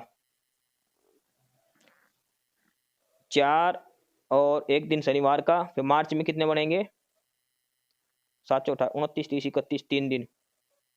अप्रैल में, अरे यार ये 4 4 नहीं आएगा, 2 2 3 3 दिन आएंगे, गलत कर दिया ना यहाँ पे। देखो इसमें 27 जनवरी है, जनवरी में 31 और 4 दिन बच गए। फरवरी में एक दिन एक्स्ट्रा आएगा क्योंकि 29 दिन की फरवरी हो गई। मार्च 31 दिन की है तो कितने दिन एक्स्ट्रा है, 3 दिन। अप्रैल 30 दिन की है तो 30 को 7 से भाग देंगे, 7 चौक 28, तो एक्स्ट्रा दिन कितने बचेंगे, 2 बचेंगे। जिस महीने में 31 दिन है उसमें एक्स्ट्रा बचेंगे 3 दिन, और जिस महीने में 30 दिन है उसमें एक्स्ट्रा बचेंगे 2 दिन। मार्च, अप्रैल, मई में, फिर जून, फिर जुलाई और अगस्त दोनों 31 31 दिन के। सितंबर और अक्टूबर 15 तारीख है तो एक दिन एक्स्ट्रा। अब जोड़ो, 4 4 8 8 10 5 15, 15 6 21 22 23 और 1 24। 24 दिन हमारे पास एक्स्ट्रा है। 24 को 7 से भाग दो तो कितने दिन एक्स्ट्रा बच गए, 3 दिन। 3 दिन का मतलब क्या, आज शनिवार है तो शनिवार के 3 दिन बाद क्या आएगा, इतवार, सोमवार, मंगलवार। तो शनिवार के 3 दिन बाद कौन सा दिन आएगा, मंगलवार। हमें ऐसे सप्ताह करके गिनने हैं, दिन नहीं गिनने भाई। 29 जोड़ो प्लस 31, फिर 30, फिर 31। ये देख लो उस महीने में एक्स्ट्रा दिन कितने हैं, 7 के पहाड़े से काट दो, जो बच गया वो एक्स्ट्रा दिन आएंगे, क्योंकि सप्ताह में 7 दिन होते हैं। 61 नंबर देखो, ये कोई 5 सीक्वेंस दे रखे हैं, इनका कोई प्रॉपर सीक्वेंस बनाओ, प्रॉपर एक अर्थपूर्ण। तो कोई भी काम हो, सबसे पहले हम वहां पे पहुंच गए, हमारा अराइवल हुआ, उसके बाद हमने अपना इंट्रोडक्शन दिया। पहले हम पहुंचे, फिर हमने अपना इंट्रोडक्शन दिया। इंट्रोडक्शन देने के बाद मैंने अपनी प्रेजेंटेशन दी। प्रेजेंटेशन के बाद उस पर डिस्कशन शुरू हुआ, और डिस्कशन के बाद लास्ट में रिकमेंडेशंस, भाई लगेगा या नहीं लगेगा जो भी बात है। 2 5 4 3 1 यानी कि ऑप्शन बी उत्तर आएगा, ऑप्शन बी उत्तर होगा। सवाल नंबर 62 देखो, ये एक सीक्वेंस दे रखी है। पी का मतलब है माइनस यानी कि 18 माइनस 6, क्यू का मतलब है प्लस 4, एस का मतलब है गुणा 6 और आर का मतलब है भाग 2।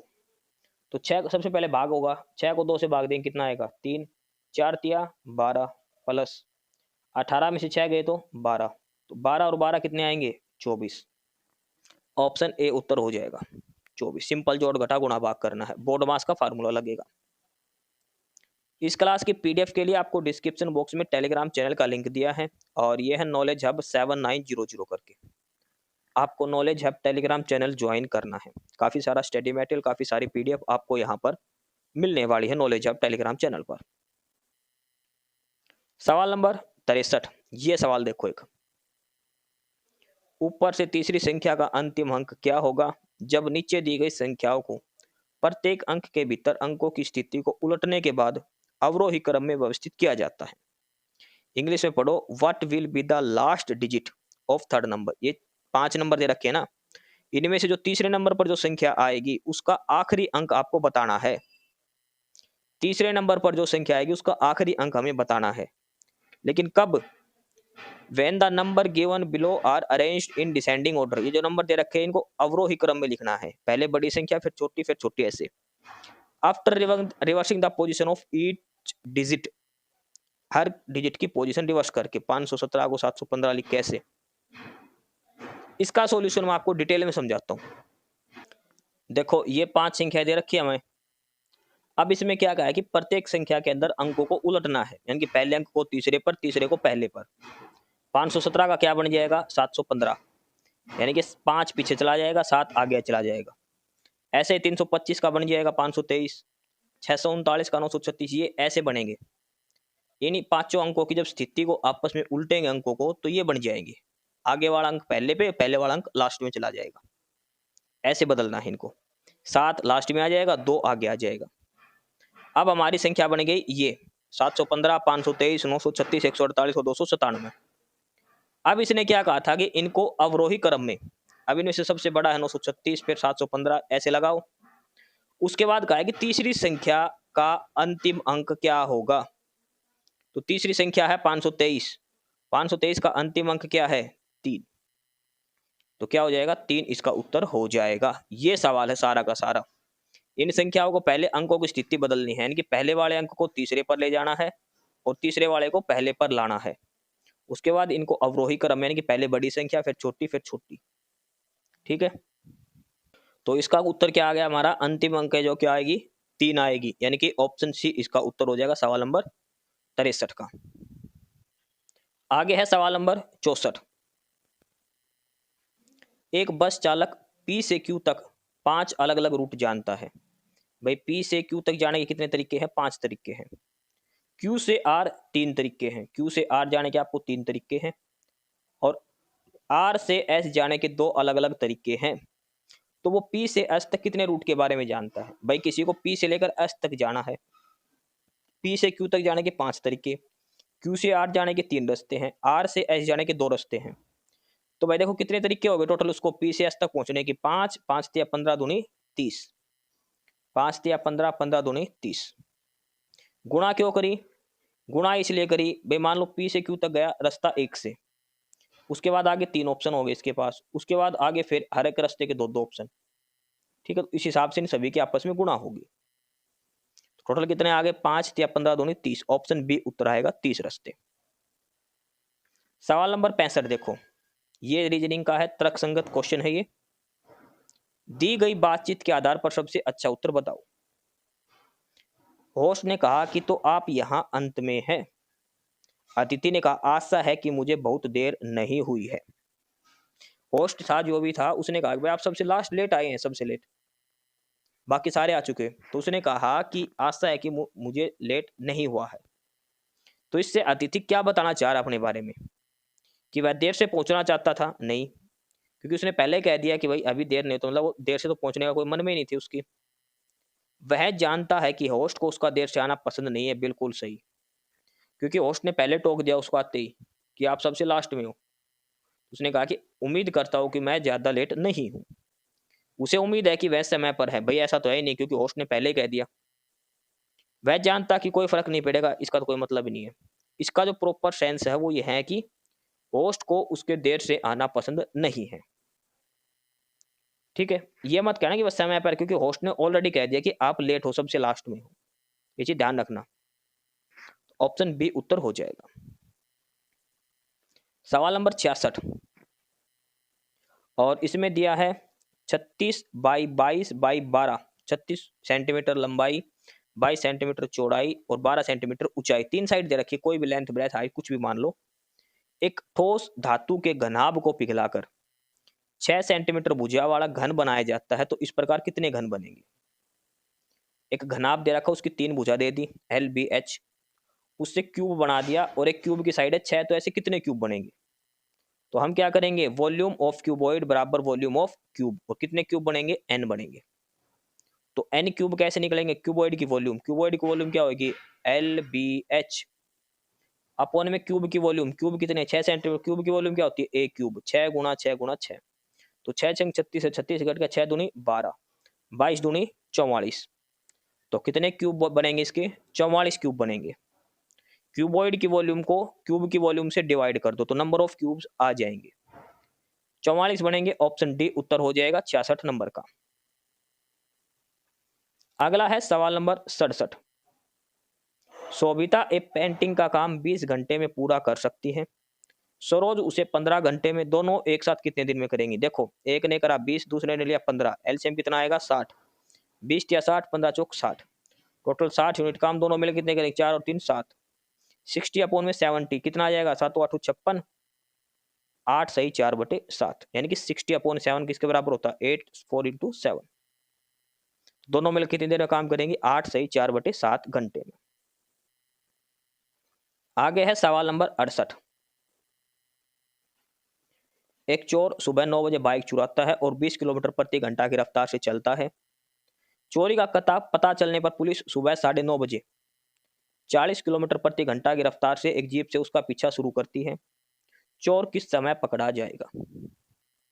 देखो, चोर चला 9 बजे, कितने की स्पीड से, 20 किलोमीटर प्रति घंटा, यानी कि 1 घंटे में चोर कितनी दूर जा लेगा, 20 किलोमीटर जा लेगा। लेकिन पुलिस को 9:30 बजे पता चल गया, यानी कि चोर कितनी देर भागा था, सिर्फ आधे घंटे ही भागा था। 1 घंटे में चोर 20 किलोमीटर चला था, लेकिन आधे घंटे बाद ही पता चल गया, तो चोर कितनी दूर गया था, मात्र 10 किलोमीटर। चोर 10 किलोमीटर तो गया था आधे घंटे में। अब 9:30 बजे पुलिस भागना शुरू करेगी, चोर इनसे 10 किलोमीटर आगे है, तो 40 की स्पीड से पुलिस भागेगी, 10 किलोमीटर आगे है और 20 की स्पीड ऑलरेडी चोर की है, समझ रहे हो। तो पुलिस को कितना घंटे लगेंगे पकड़ने में, मात्र आधा घंटा लगेगा। कितना टाइम लगेगा पुलिस को पकड़ने में, आधा घंटा लगेगा। तो कितने बजे पकड़ा जाएगा चोर, 10 बजे। चोर कितने बजे पकड़ा जाएगा, 10 बजे। ठीक है, क्योंकि देखो आधे घंटे में चोर कितना भागेगा, फिर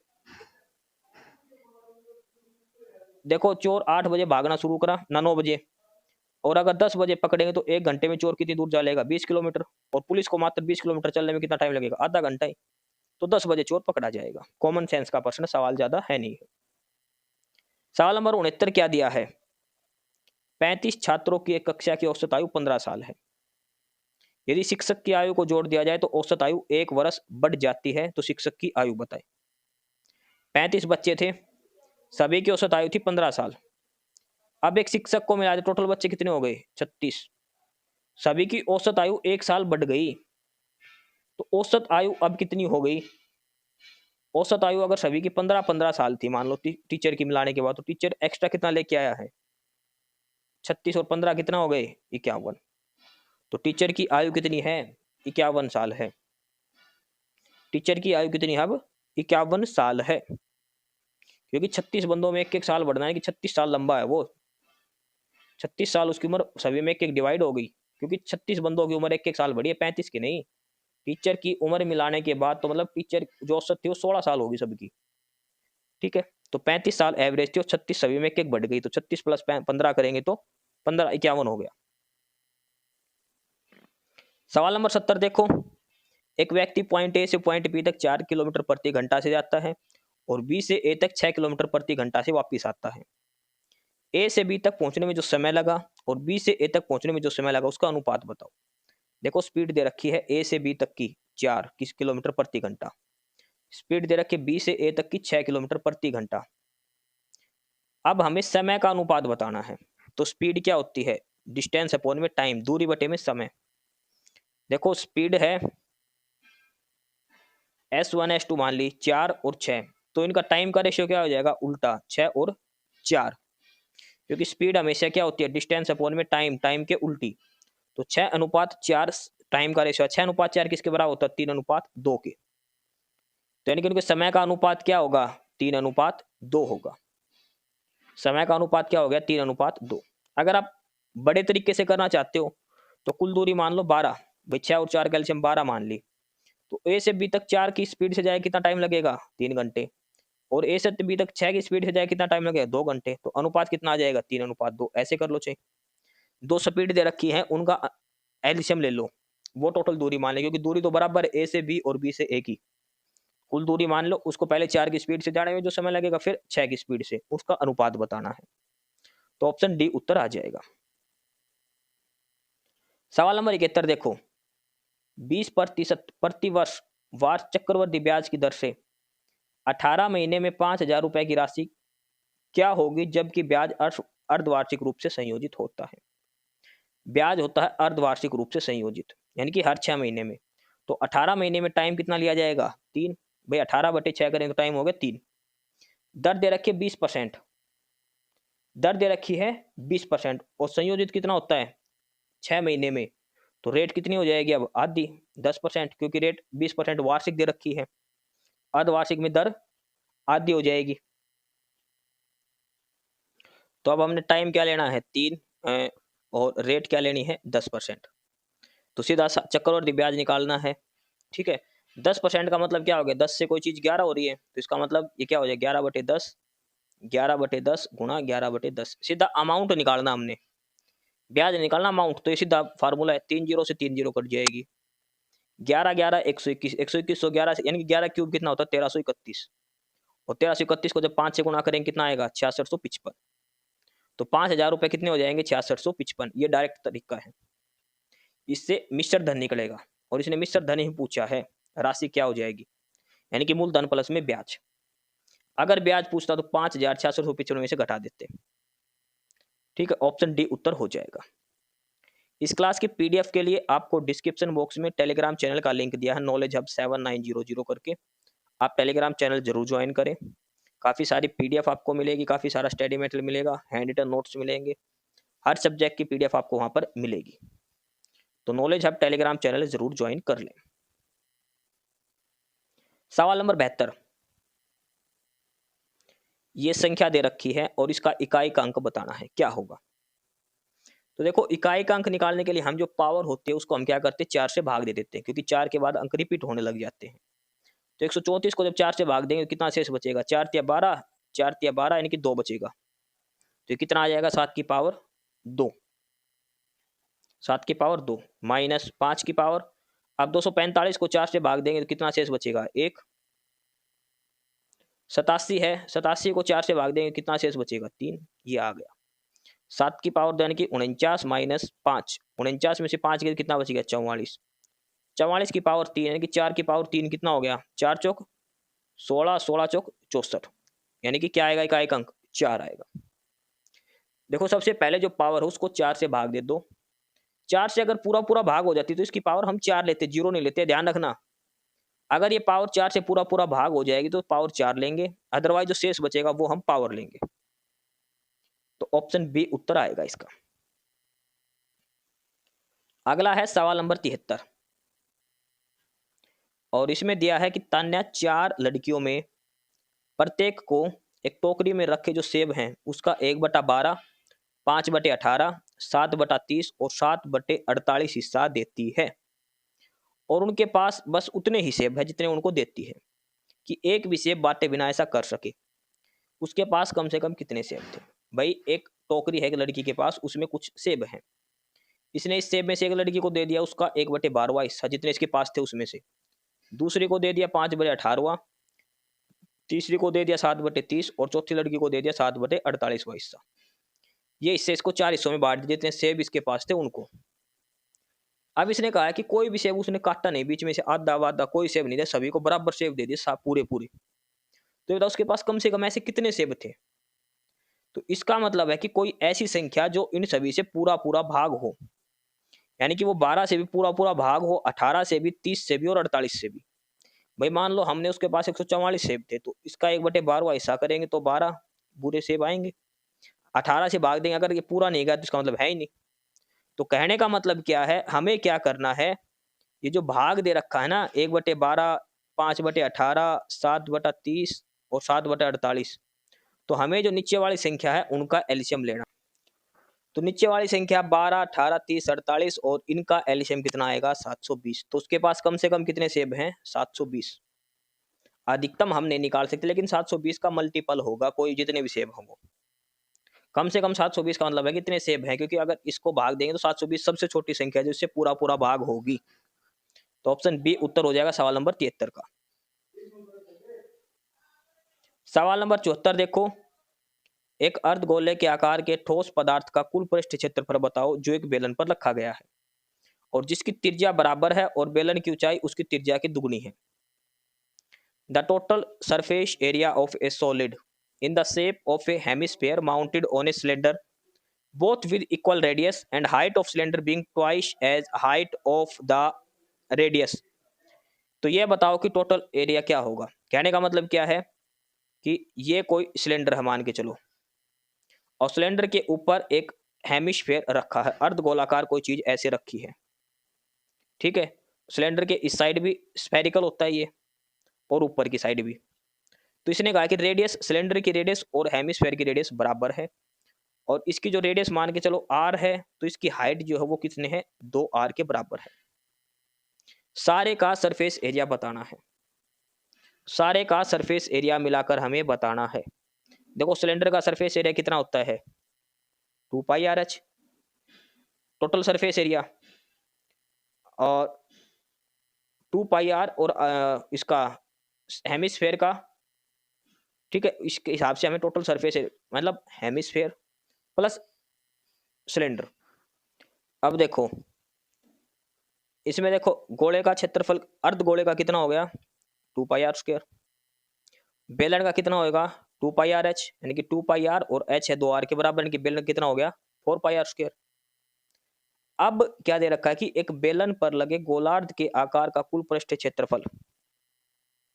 अब देखो गोलार्ध का क्षेत्रफल 2πr², बेलन का 4πr², लेकिन जो बेलन का आधार रह गया उसका कितना बनेगा πr²। देखो बेलन का कुल पृष्ठ क्षेत्रफल होता है 2πr into r plus h, ये होता है सिंपल तो, ठीक है। लेकिन इसने क्या कह दिया कि बेलन के ऊपर एक साइड में यहाँ पे हेमिस्फीयर ऐसे रखा है, तो इसका ये जो अंदर का हिस्सा है ये कट जाएगा।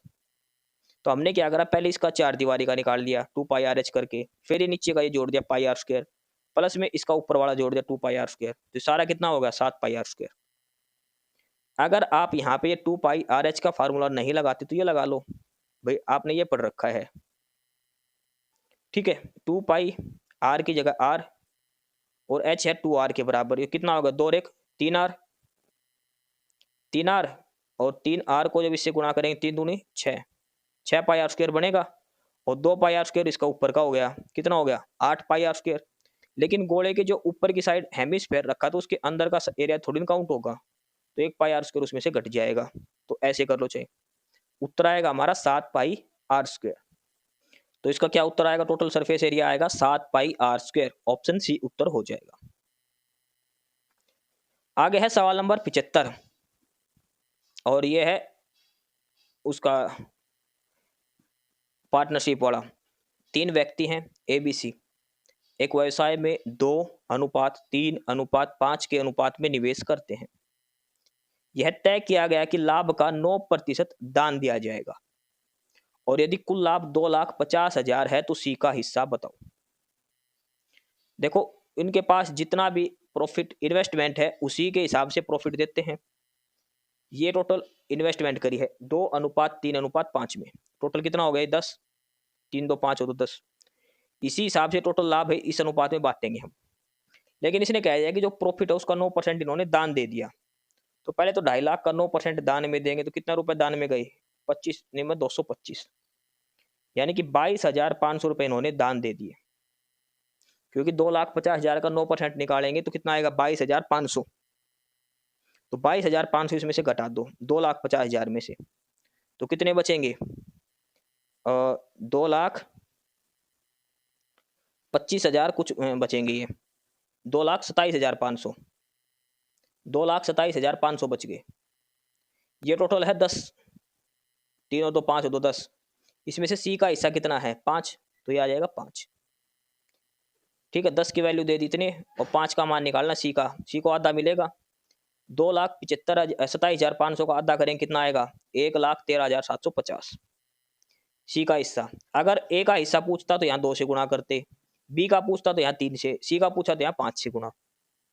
तो कितना आ जाएगा 1,13,750, यानी कि जो प्रॉफिट है उसका 9% दान करने बाद उसका आधा हिस्सा मिलेगा सी को। सीधी सी बात है, तो ऑप्शन डी उत्तर हो जाएगा। सवाल नंबर 76 देखो, 6 अंकों की एक संख्या है, इसमें क्या जोड़े, सबसे छोटी एक अंक की संख्या क्या जोड़ेगी जो 11 से भाग हो जाए। इसको 11 से भाग दे दो पहले तो, 11 7 77 कितना बच गया 3, फिर 6 उतार लिया 11 तिया 33 कितना बच गया 3, फिर 0 उतार लिया 11 दूनी 22 कितना बच गया 8, फिर 3 उतार लिया 11 7 77, फिर 6 बच गया, फिर 9 उतार दिया 11 6 66 कितना बच गया 3। अब इसमें क्या जोड़े कि संख्या 11 से भाग हो जाए, तो 3 में क्या जोड़े कि 11 से भाग बने, तो 3 में 8 जोड़ेंगे तभी 11 बनेगा। तो इसमें सबसे छोटी संख्या क्या जोड़ेगी 11 से भाग हो जाए 8। भाई इसको 11 से भाग दे लो, जो शेष बचेगा उसमें क्या जोड़े कि ये संख्या 11 से भाग हो जाए। तो शेष हमारा 3 बचा था, 3 में हमने क्या जोड़े कि वो 11 से भाग हो जाए, 3 में हमने 8 जोड़ा, 8 जोड़ने से वो संख्या 11 बन गई जो 11 से भाग हो जाएगी। तो सबसे छोटी संख्या एक अंक की वो है 8। अगला है सवाल नंबर 77। नए साल की एक सेल के दौरान एक दुकानदार अपने ग्राहक को 5 खरीदे 2 मुफ्त पाए योजना देता है, तो दुकानदार द्वारा कितनी छूट दी गई ये बताना है। बाई 5 गेट 2 फ्री, 5 खरीदे और 2 फ्री पाए, तो डिस्काउंट टोटल कितना दिया गया ये बताना है। तो देखो डिस्काउंट तो सीधी सी बात है कितने का मिला है 2 का, लेकिन कॉस्ट प्राइस कितने की लगेगी दुकान वाले के 5 और 2 7 आइटम की गुणा में 100, ये है सीधा सीधा, यानी कि 28 सही 4/7, क्योंकि 1/7 किसके बराबर होता है 14 सही 2/7 के, इसका डबल कितना हो जाएगा 28 सही 4/7 के बराबर। भाई देखो गेट 2 फ्री का मतलब हमें छूट कितनी मिली है 2 की, कितने आइटम पर 5 खरीदने थे 2 हमें फ्री, तो टोटल आइटम कितने हो गए हमारे 7, तो 2/7, ये सीधा सवाल है इसका। बाई 2 गेट 5, अगर ऐसे होता तो 5 आइटम हमें फ्री मिलते, डिस्काउंट कितने का मिला 5 का, कितने पर 7 पर, टोटल आइटम कितने हो गए 5 और 2 7 का, क्रय मूल्य तो कितना दुकान वाले के 7 का ही लगा है ना, 2/7, यानी कि 28 सही 4/7% हो जाएगा। सवाल नंबर 78 देखो आगे, ईंधन की कीमत 3 महीने लगातार 25%, 60% और 10% कम हो जाती है, लेकिन चौथे महीने में 60% बढ़ जाती है। मूल कीमत की तुलना में चौथे महीने में ईंधन की कीमत में कितने परसेंट कमी या वृद्धि हुई। The price of fuel decrease by 25%, 60% and 10% in 3 successive months, but increase by 60% in the 4th month. What is the percentage increase or decrease in the price of fuel in 4th month as compared to its original price? भाई शुरू में 25% घट गया, अगले महीने 60, अगले महीने 10 घट गया, फिर एक बार 60% बढ़ गया अचानक से। तो ये बताओ जो आज रेट था और आज के 4 महीने बाद जो रेट होगा उसमें क्या घाट ज्यादा हुई, कितना प्राइस कम हुआ कितना बढ़ा, ये हमने इसमें बताना है, ये समझाना इसके अंदर कि लास्ट में प्राइस पर क्या फर्क पड़ा। देखो हमने मान लिया तेल का मूल्य था 100 रुपए, शुरू में 100 रुपए लीटर का तेल का भाव मान लिया, पहले महीने 25% कम हुआ था, 25% कम होने के बाद तेल का मूल्य कितना आ गया 75 रुपए, 100 में से 25 यानी कि 0.75 तो बच गया, 25% कम होने पर कितने रुपए रेट आ गया 75 रुपए। अगले महीने फिर 60% कम हो गया, तो यानी कि 40% बच गया, तो 75 का 40% निकालेंगे, यानी कि 30 रुपये रेट आ गया तेल का। अगले महीने फिर 10% कम हो गया तेल का रेट, तो 30 का 90% निकालेंगे, तो कितना आ गया? 27 रुपये यूनिट। अब 3 महीने बाद तेल की कीमत है 27 रुपया, लेकिन अचानक से 60% बढ़ गया। 60 का यानी कि 27 का 160%, 160 गुणा करेंगे बटे 100 करके, तो वो कितना आएगा? 43.2। 4 महीने बाद तेल की कीमत है 43 रुपया। शुरू में कितनी मानी थी हमने? 100 रुपया। तो तेल की कीमत कितनी कम हो गई? 56%। परसेंट निकालने के लिए 100 से वो कर देंगे, 100 इसका भाग, जो भाव माना था हमने 100 से 100 कट जाएगा, तो 56.8%। माइनस का मतलब है कि कम हो गया। 43 अब नया भाव है, 100 का भाव हमने माना था, बटे में 100 ओरिजिनल प्राइस गुणा में 100, 100 से तो 100 कट जाएगा, तो 43 में से 100 गया तो 56.8%। और माइनस का मतलब क्या है कि प्राइस कम हो गया 56.8% के हिसाब से। तो तेल की कीमत वास्तविक कीमत में क्या हो गया? कमी हो गई। कितनी? 56.8, यानी कि 56.7 ना 56.8% की। समझ गए? ये सारा सवाल है इसके अंदर। अगला सवाल नंबर 79 नंबर। एक गिलास में दूध और पानी 3:5 में है, दूसरे में 6:1 में है। इनको मिलाए किस अनुपात में कि 1:1 हो जाए? एलिगेशन लगा दो। पहले दूध देखो कितना आ गया, टोटल 3 है और टोटल कितना हो गया? 8। इसमें दूध कितना है? 6, टोटल कितना है? 7। एलिगेशन लगा दो, 1 और 1 2, यानी कि बीच में कितना ले लो? 1/2। अब घटा दो एक साइड से, 3/8 में से 1/2 और इसमें से 6/7 ये घटा दो, सीधा सीधा एलिगेशन लगेगा। देखो चाहे दूध पे लगा दो चाहे पानी पे, दूध कितना है? 3, टोटल हिस्सा कितना है? 8 पहले बर्तन में, दूसरे में दूध कितना? 6, टोटल हिस्सा कितना है? 7, लास्ट में कितना? 1:1, मतलब टोटल हिस्सा 2 और 2 में से दूध कितना है? 1। अब ये एलिगेशन लगा दो, ठीक है। इसमें से 1/2 घटाओ तो कितना बचेगा? 5/14। और ये 3/8 में से 1/2 गया तो कितना बचेगा? 1/2 में से 3/8 गए तो 8 माइनस 6 करेंगे तो कितना आएगा? 2/4, यानी कि 2/16। ठीक है, इनको एलिगेशन से सोल्व करना है। ये एग्जैक्ट देखो भाई ऐसे है, ये 3/8, ये 6/7 और ये है 1/2।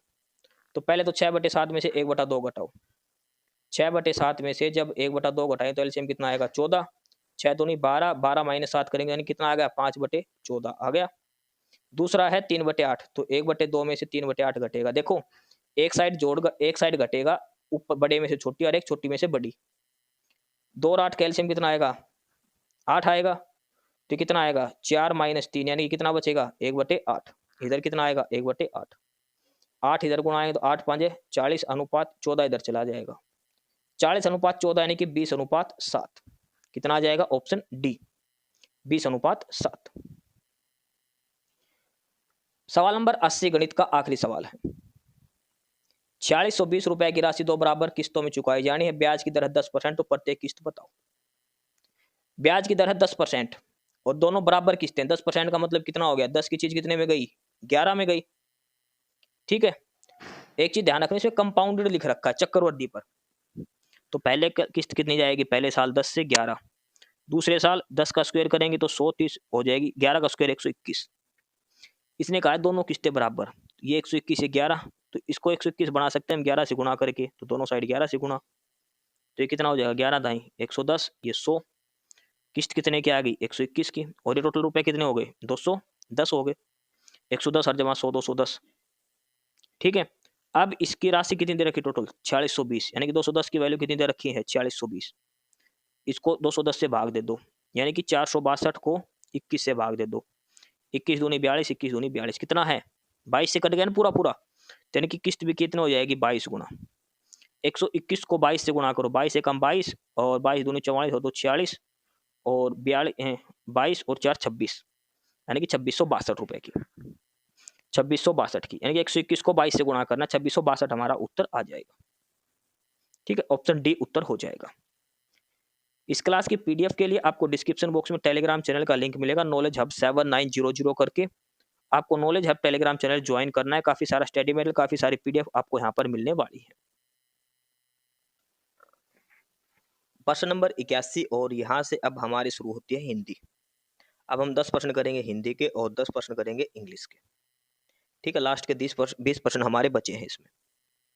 तो प्रश्न नंबर 81 जो हिंदी का पहला प्रश्न है, इसमें दिया है कि ज्ञानपीठ पुरस्कार पाने वाले हिंदी के प्रथम साहित्यकार कौन है। ज्ञानपीठ पुरस्कार हिंदी में, और इसमें सबसे पहला साहित्यकार कौन है जिनको ज्ञानपीठ पुरस्कार दिया गया था, वो बताना है। सुमित्रानंदन पंत, रेणु, जैनेन्द्र गुप्ता या फिर रामधारी सिंह दिनकर। देखो, ज्ञानपीठ पुरस्कार पाने वाले सबसे पहले हैं साहित्यकार, वो है सुमित्रानंदन पंत। इनको कब मिला था? सुमित्रानंदन पंत को इनको मिला था 1968 के अंदर, 1968 के अंदर। रामधारी सिंह दिनकर इनको दूसरा मिला था और वो मिला था 1972 के अंदर।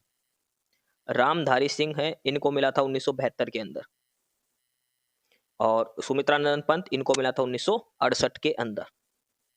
तो क्या आंसर हो जाएगा? ऑप्शन ए उत्तर हो जाएगा, सुमित्रानंदन पंत। ज्ञानपीठ पुरस्कार जो सबसे पहले जो दिया गया था हिंदी का, वो दिया गया था सुमित्रानंदन पंत को 1968 के अंदर। ये चीज ध्यान रखनी है। पहला ज्ञानपीठ पुरस्कार कब से शुरू किया गया था? ये शुरू किया गया था 1965 के अंदर। पहला ज्ञानपीठ पुरस्कार ये 1965 में, ये भारत की जो 22 भाषाएं हैं उसमें दिया जाता सभी को। ठीक है, स्थापना हुई थी 1961 में और 1965 में पहला दिया गया था, और हिंदी में मिला सबसे पहले 1968 में सुमित्रानंदन पंत को।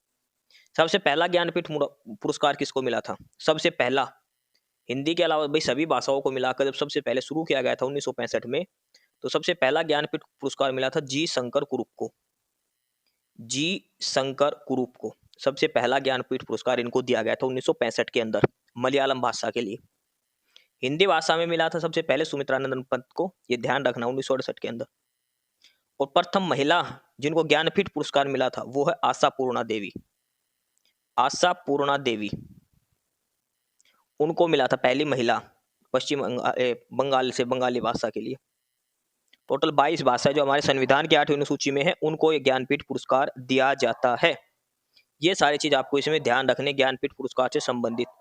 तो इसका क्या उत्तर होगा? ज्ञानपीठ पुरस्कार पाने वाले प्रथम हिंदी के साहित्यकार, तो वो है सुमित्रानंदन पंत। हिंदी की बात हो रखी है, सुमित्रानंदन पंत को मिला था 1968 के अंदर, रामधारी सिंह दिनकर को मिला था 1972 के अंदर, महादेवी वर्मा को मिला था 1982 के अंदर। ये कुछ हिंदी के जो प्रसिद्ध साहित्यकार हैं उनके बारे में है ये, ठीक है। तो सुमित्रानंदन पंत इसका आंसर हो जाएगा प्रश्न नंबर 81 का ऑप्शन ए। 1968 में सुमित्रानंदन पंत को दिया गया था। आगे है प्रश्न नंबर 82, जंगल में मोर नाचा किसने देखा, लोकोक्ति का क्या अर्थ है? जंगल में मोर नाचा किसने देखा, इसका क्या अर्थ है? जंगल में मोर नाचा मतलब आपके पास कोई ऐसा टैलेंट हो लेकिन कोई देखने वाला ना हो। गुण के प्रदर्शन के लिए उचित सदा उनका चुनाव की आवश्यकता है। ये मतलब आपके पास टैलेंट है और लेकिन आपको उपयुक्त जगह होनी चाहिए। भाई जंगल में मोर नाचा किसने देखा? किसी ने नहीं देखा। तो यही है, आपके पास अगर टैलेंट है तो उचित उसका प्रदर्शन करने के लिए उचित स्थान का चुनाव करना आवश्यक है। ऑप्शन ए उत्तर हो जाएगा। प्रश्न नंबर 83, ये कहावत है हरियाणवी में, अंधे पीछे कुत्ते खाए। अंधे पीछे कुत्ते खाए, इसका मतलब क्या है? असावधानी से अयोग्य को लाभ। अगर हम थोड़ी सी चूक करते तो जो अयोग्य है उसको लाभ होता है। ऑप्शन सी इसका उत्तर हो जाएगा 83 नंबर का। प्रश्न नंबर 84 है, रसास्वादन शब्द का संधि विच्छेद क्या होगा? रसास्वादन का, और इसका संधि विच्छेद होगा रस प्लस आस्वादन, रस प्लस में आस्वादन। ऑप्शन ए उत्तर होगा। प्रश्न नंबर 85 है, निम्नलिखित में से सही वर्तनी का चयन करें। सही वर्तनी आपको बतानी है, सही क्या कैसे लिखा जाएगा, और यह है निरीश्वरवादी। निरीश्वरवादी ये कैसे लिखा जाएगा? निरीश्वरवादी, तो निरीश्वरवादी लिखा जाएगा ऐसे, छोटे नी की मात्रा शुरू में और बाद में रै पे बड़े ई की मात्रा, निरीश्वरवादी। ऑप्शन सी इसका उत्तर हो जाएगा। प्रश्न नंबर 86 है, कौन सा वाक्य सरल वाक्य है? 4 वाक्य दे रखे हैं, इनमें से कौन सा है? 4 वाक्य, इसमें से कौन सा वाक्य सही है? सरल वाक्य है। सरल वाक्य जिसमें एक उद्देश्य एक ही विधेय हो। बच्चों ने खाना खाया और सरल वाक्य, अच्छा बीच में गड़बड़ है, बच्चे ने खाना खाया और कुछ और किया, तो 2 वाक्य जुड़ रहे हैं तो सरल वाक्य नहीं है। अनूप परिश्रमी था इसलिए कक्षा में प्रथम आया, इसमें इसलिए से जुड़ा हुआ है, 2 वाक्य जुड़ गए इसमें, यह भी सरल वाक्य नहीं है। वह फल खरीदने के लिए बाजार गया, भूकंप आया जिससे दीवार गिर गई। इसमें भी 2 कार्य हो रहे हैं। देखो इसमें एक ही काम है, वह फल खरीदने के लिए बाजार गया। ये सरल वाक्य का उदाहरण है। ऑप्शन सी।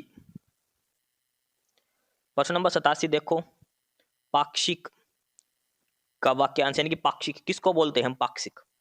दिन में एक बार होने वाला, सप्ताह में एक बार होने वाला, 15 दिन में एक बार होने वाला, फिर मास में एक दो। देखो दिन में एक बार होने वाला दैनिक, सप्ताह में एक बार होने वाला साप्ताहिक, मास में एक बार होने वाला मासिक, तो 15 दिन में एक बार होने वाला पाक्षिक। तो इसको क्या बोलेंगे? पाक्षिक। 15 दिन में एक बार होने वाला पाक्षिक। ऑप्शन सी उत्तर हो जाएगा 87 का। अगला है प्रश्न नंबर 88, निम्नलिखित में से किस शब्द में प्रय उपसर्ग लगा है? यानी कि उपसर्ग आगे लगता है प्रय और प्रत्यय पीछे लगता है। तो प्रय, पहले इसका संधि विच्छेद करके देख लो, आपको अपने आप समझ में आ जाएगा। प्रत्याघात का होता है प्रति प्लस आघात, इसमें प्रति उपसर्ग है। प्रतिकूल, प्रति प्लस कूल। प्रतिकार, प्रति प्लस में कार। इसमें है प्राचार्य में प्रय प्लस आचार्य, प्रय प्लस में आचार्य। तो प्रय उपसर्ग किस में लगा हुआ है?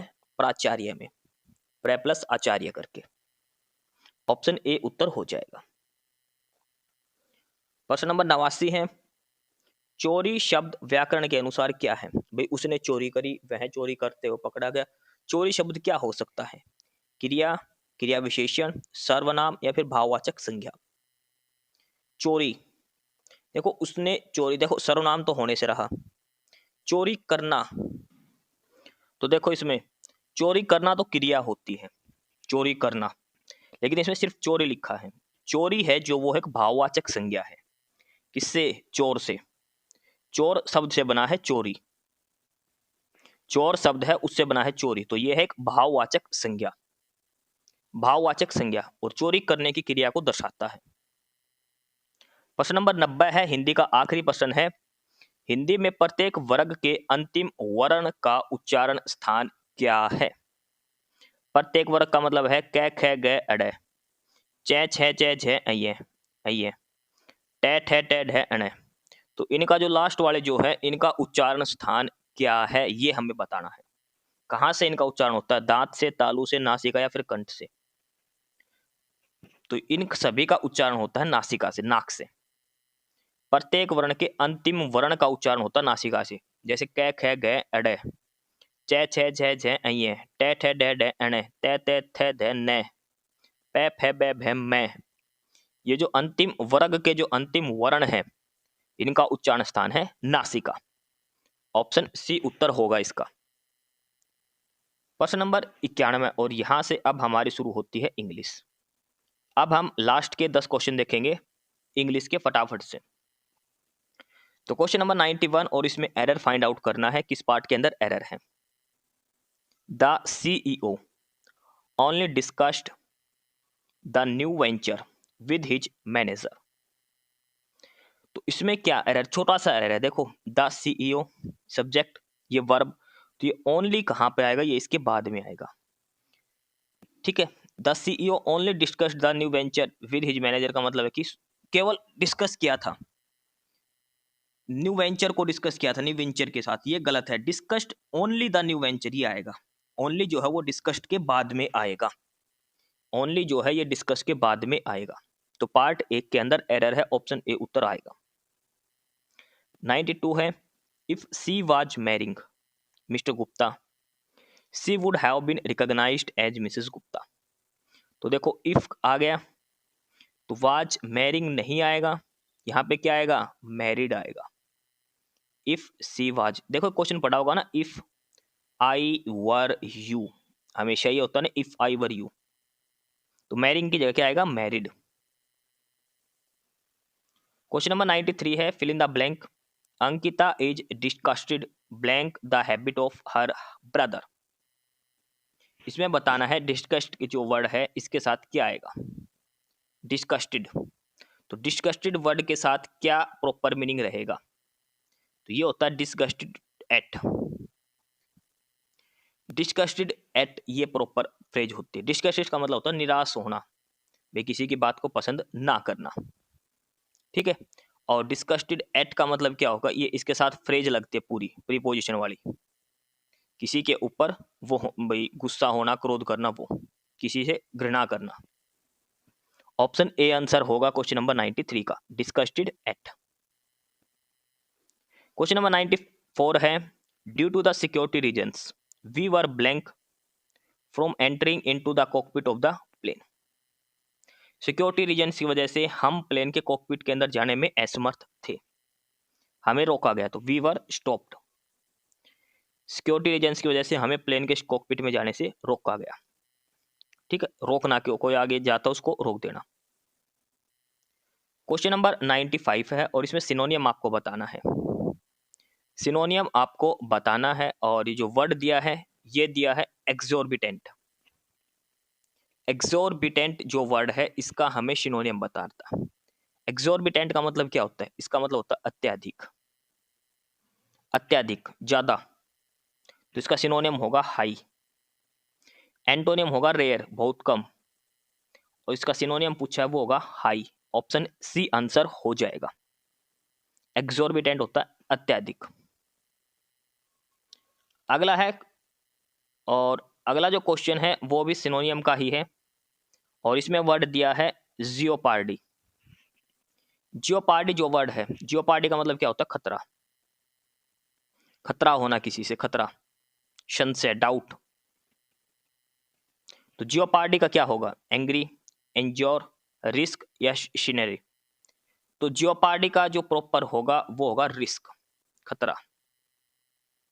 क्या होगा, खतरा। ये जो एक वर्ड दिया है सिरेन, इसका मतलब क्या होता है, निर्मल, निर्मल जो पवित्र हम बोलते हैं वो।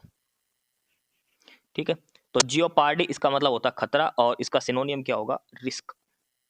ऑप्शन सी आंसर होगा क्वेश्चन नंबर 96 का।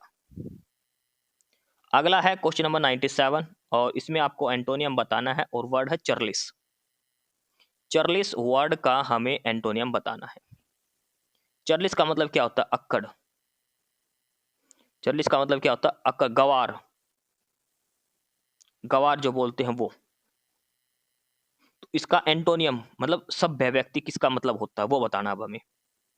सभ्य, और वो होता है कोर्टियस, कोर्टियस, कोर्टियस होता है सभ्य और चर्लिस होता है गवार। 98 है और 98 में भी हमें एंटोनियम बताना है। 98 में भी हमें इसका एंटोनियम ही बताना है और वर्ड जो दिया है 98 का वो दिया है फ्लैगमेटिक।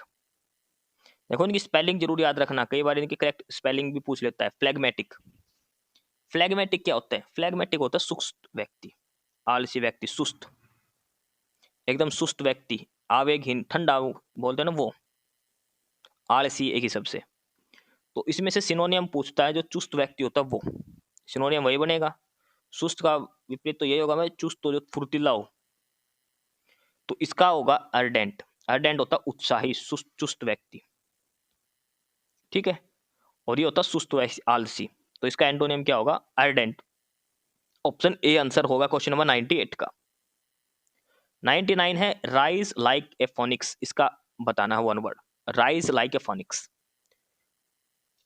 इडियम फ्रेज है राइज लाइक ए फोनिक्स, इसका मतलब क्या है, एकदम से ऊपर उठना। ठीक है, राइज लाइक ए फोनिक्स यानी कि to become successful again. Last question है और इसमें है, ये जो वर्ड दिया है सुपरफ्लुएश, ये फिल इन द ब्लैंक, यहां पर कौन सा वर्ड आएगा ये बताना है। The mobile phone have made digital cameras a little bit superfluous in today's world.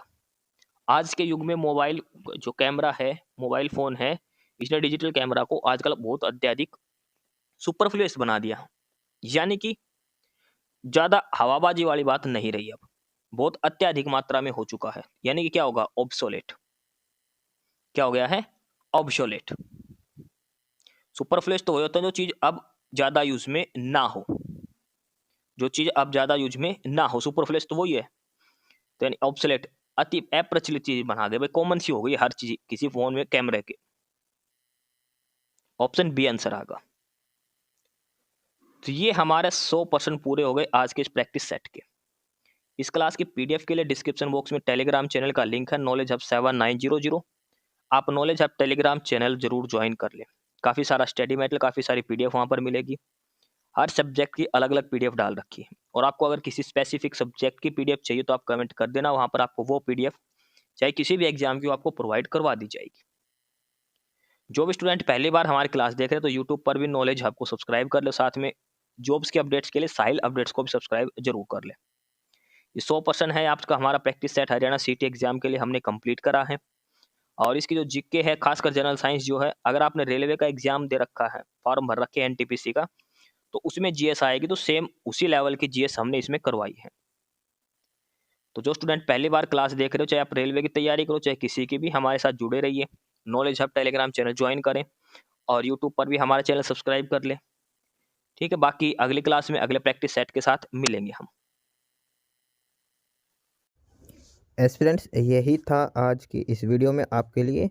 ठीक है, और बाकी अगर कुछ नहीं समझ में आया या कुछ पूछना हो या फिर किसी स्पेसिफिक टॉपिक पे पूछना हो, वीडियो बनवानी हो, तो आप कमेंट बॉक्स में कमेंट कर सकते हैं। ठीक है, बाकी आप हमारा चैनल नॉलेज हब को सब्सक्राइब जरूर करें, अपने फ्रेंड्स को रिकमेंड करें और वीडियो को लाइक करें, शेयर करिए, जुड़े रहिए हमारे साथ। मिलते रहेंगे आपके साथ रोज़ रोज़ नए कंटेंट के साथ, नई अपडेट्स के साथ। ठीक है, और चैनल को शेयर जरूर करें अपने फ्रेंड्स के साथ। एक बार फिर से जो एस्पिरेंट्स, जो कैंडिडेट्स नए हैं, वो चैनल को सब्सक्राइब जरूर करें, अपने चैनल नॉलेज हब। ठीक है, मिलते हैं नई अपडेट्स के साथ, तब तक के लिए बाय।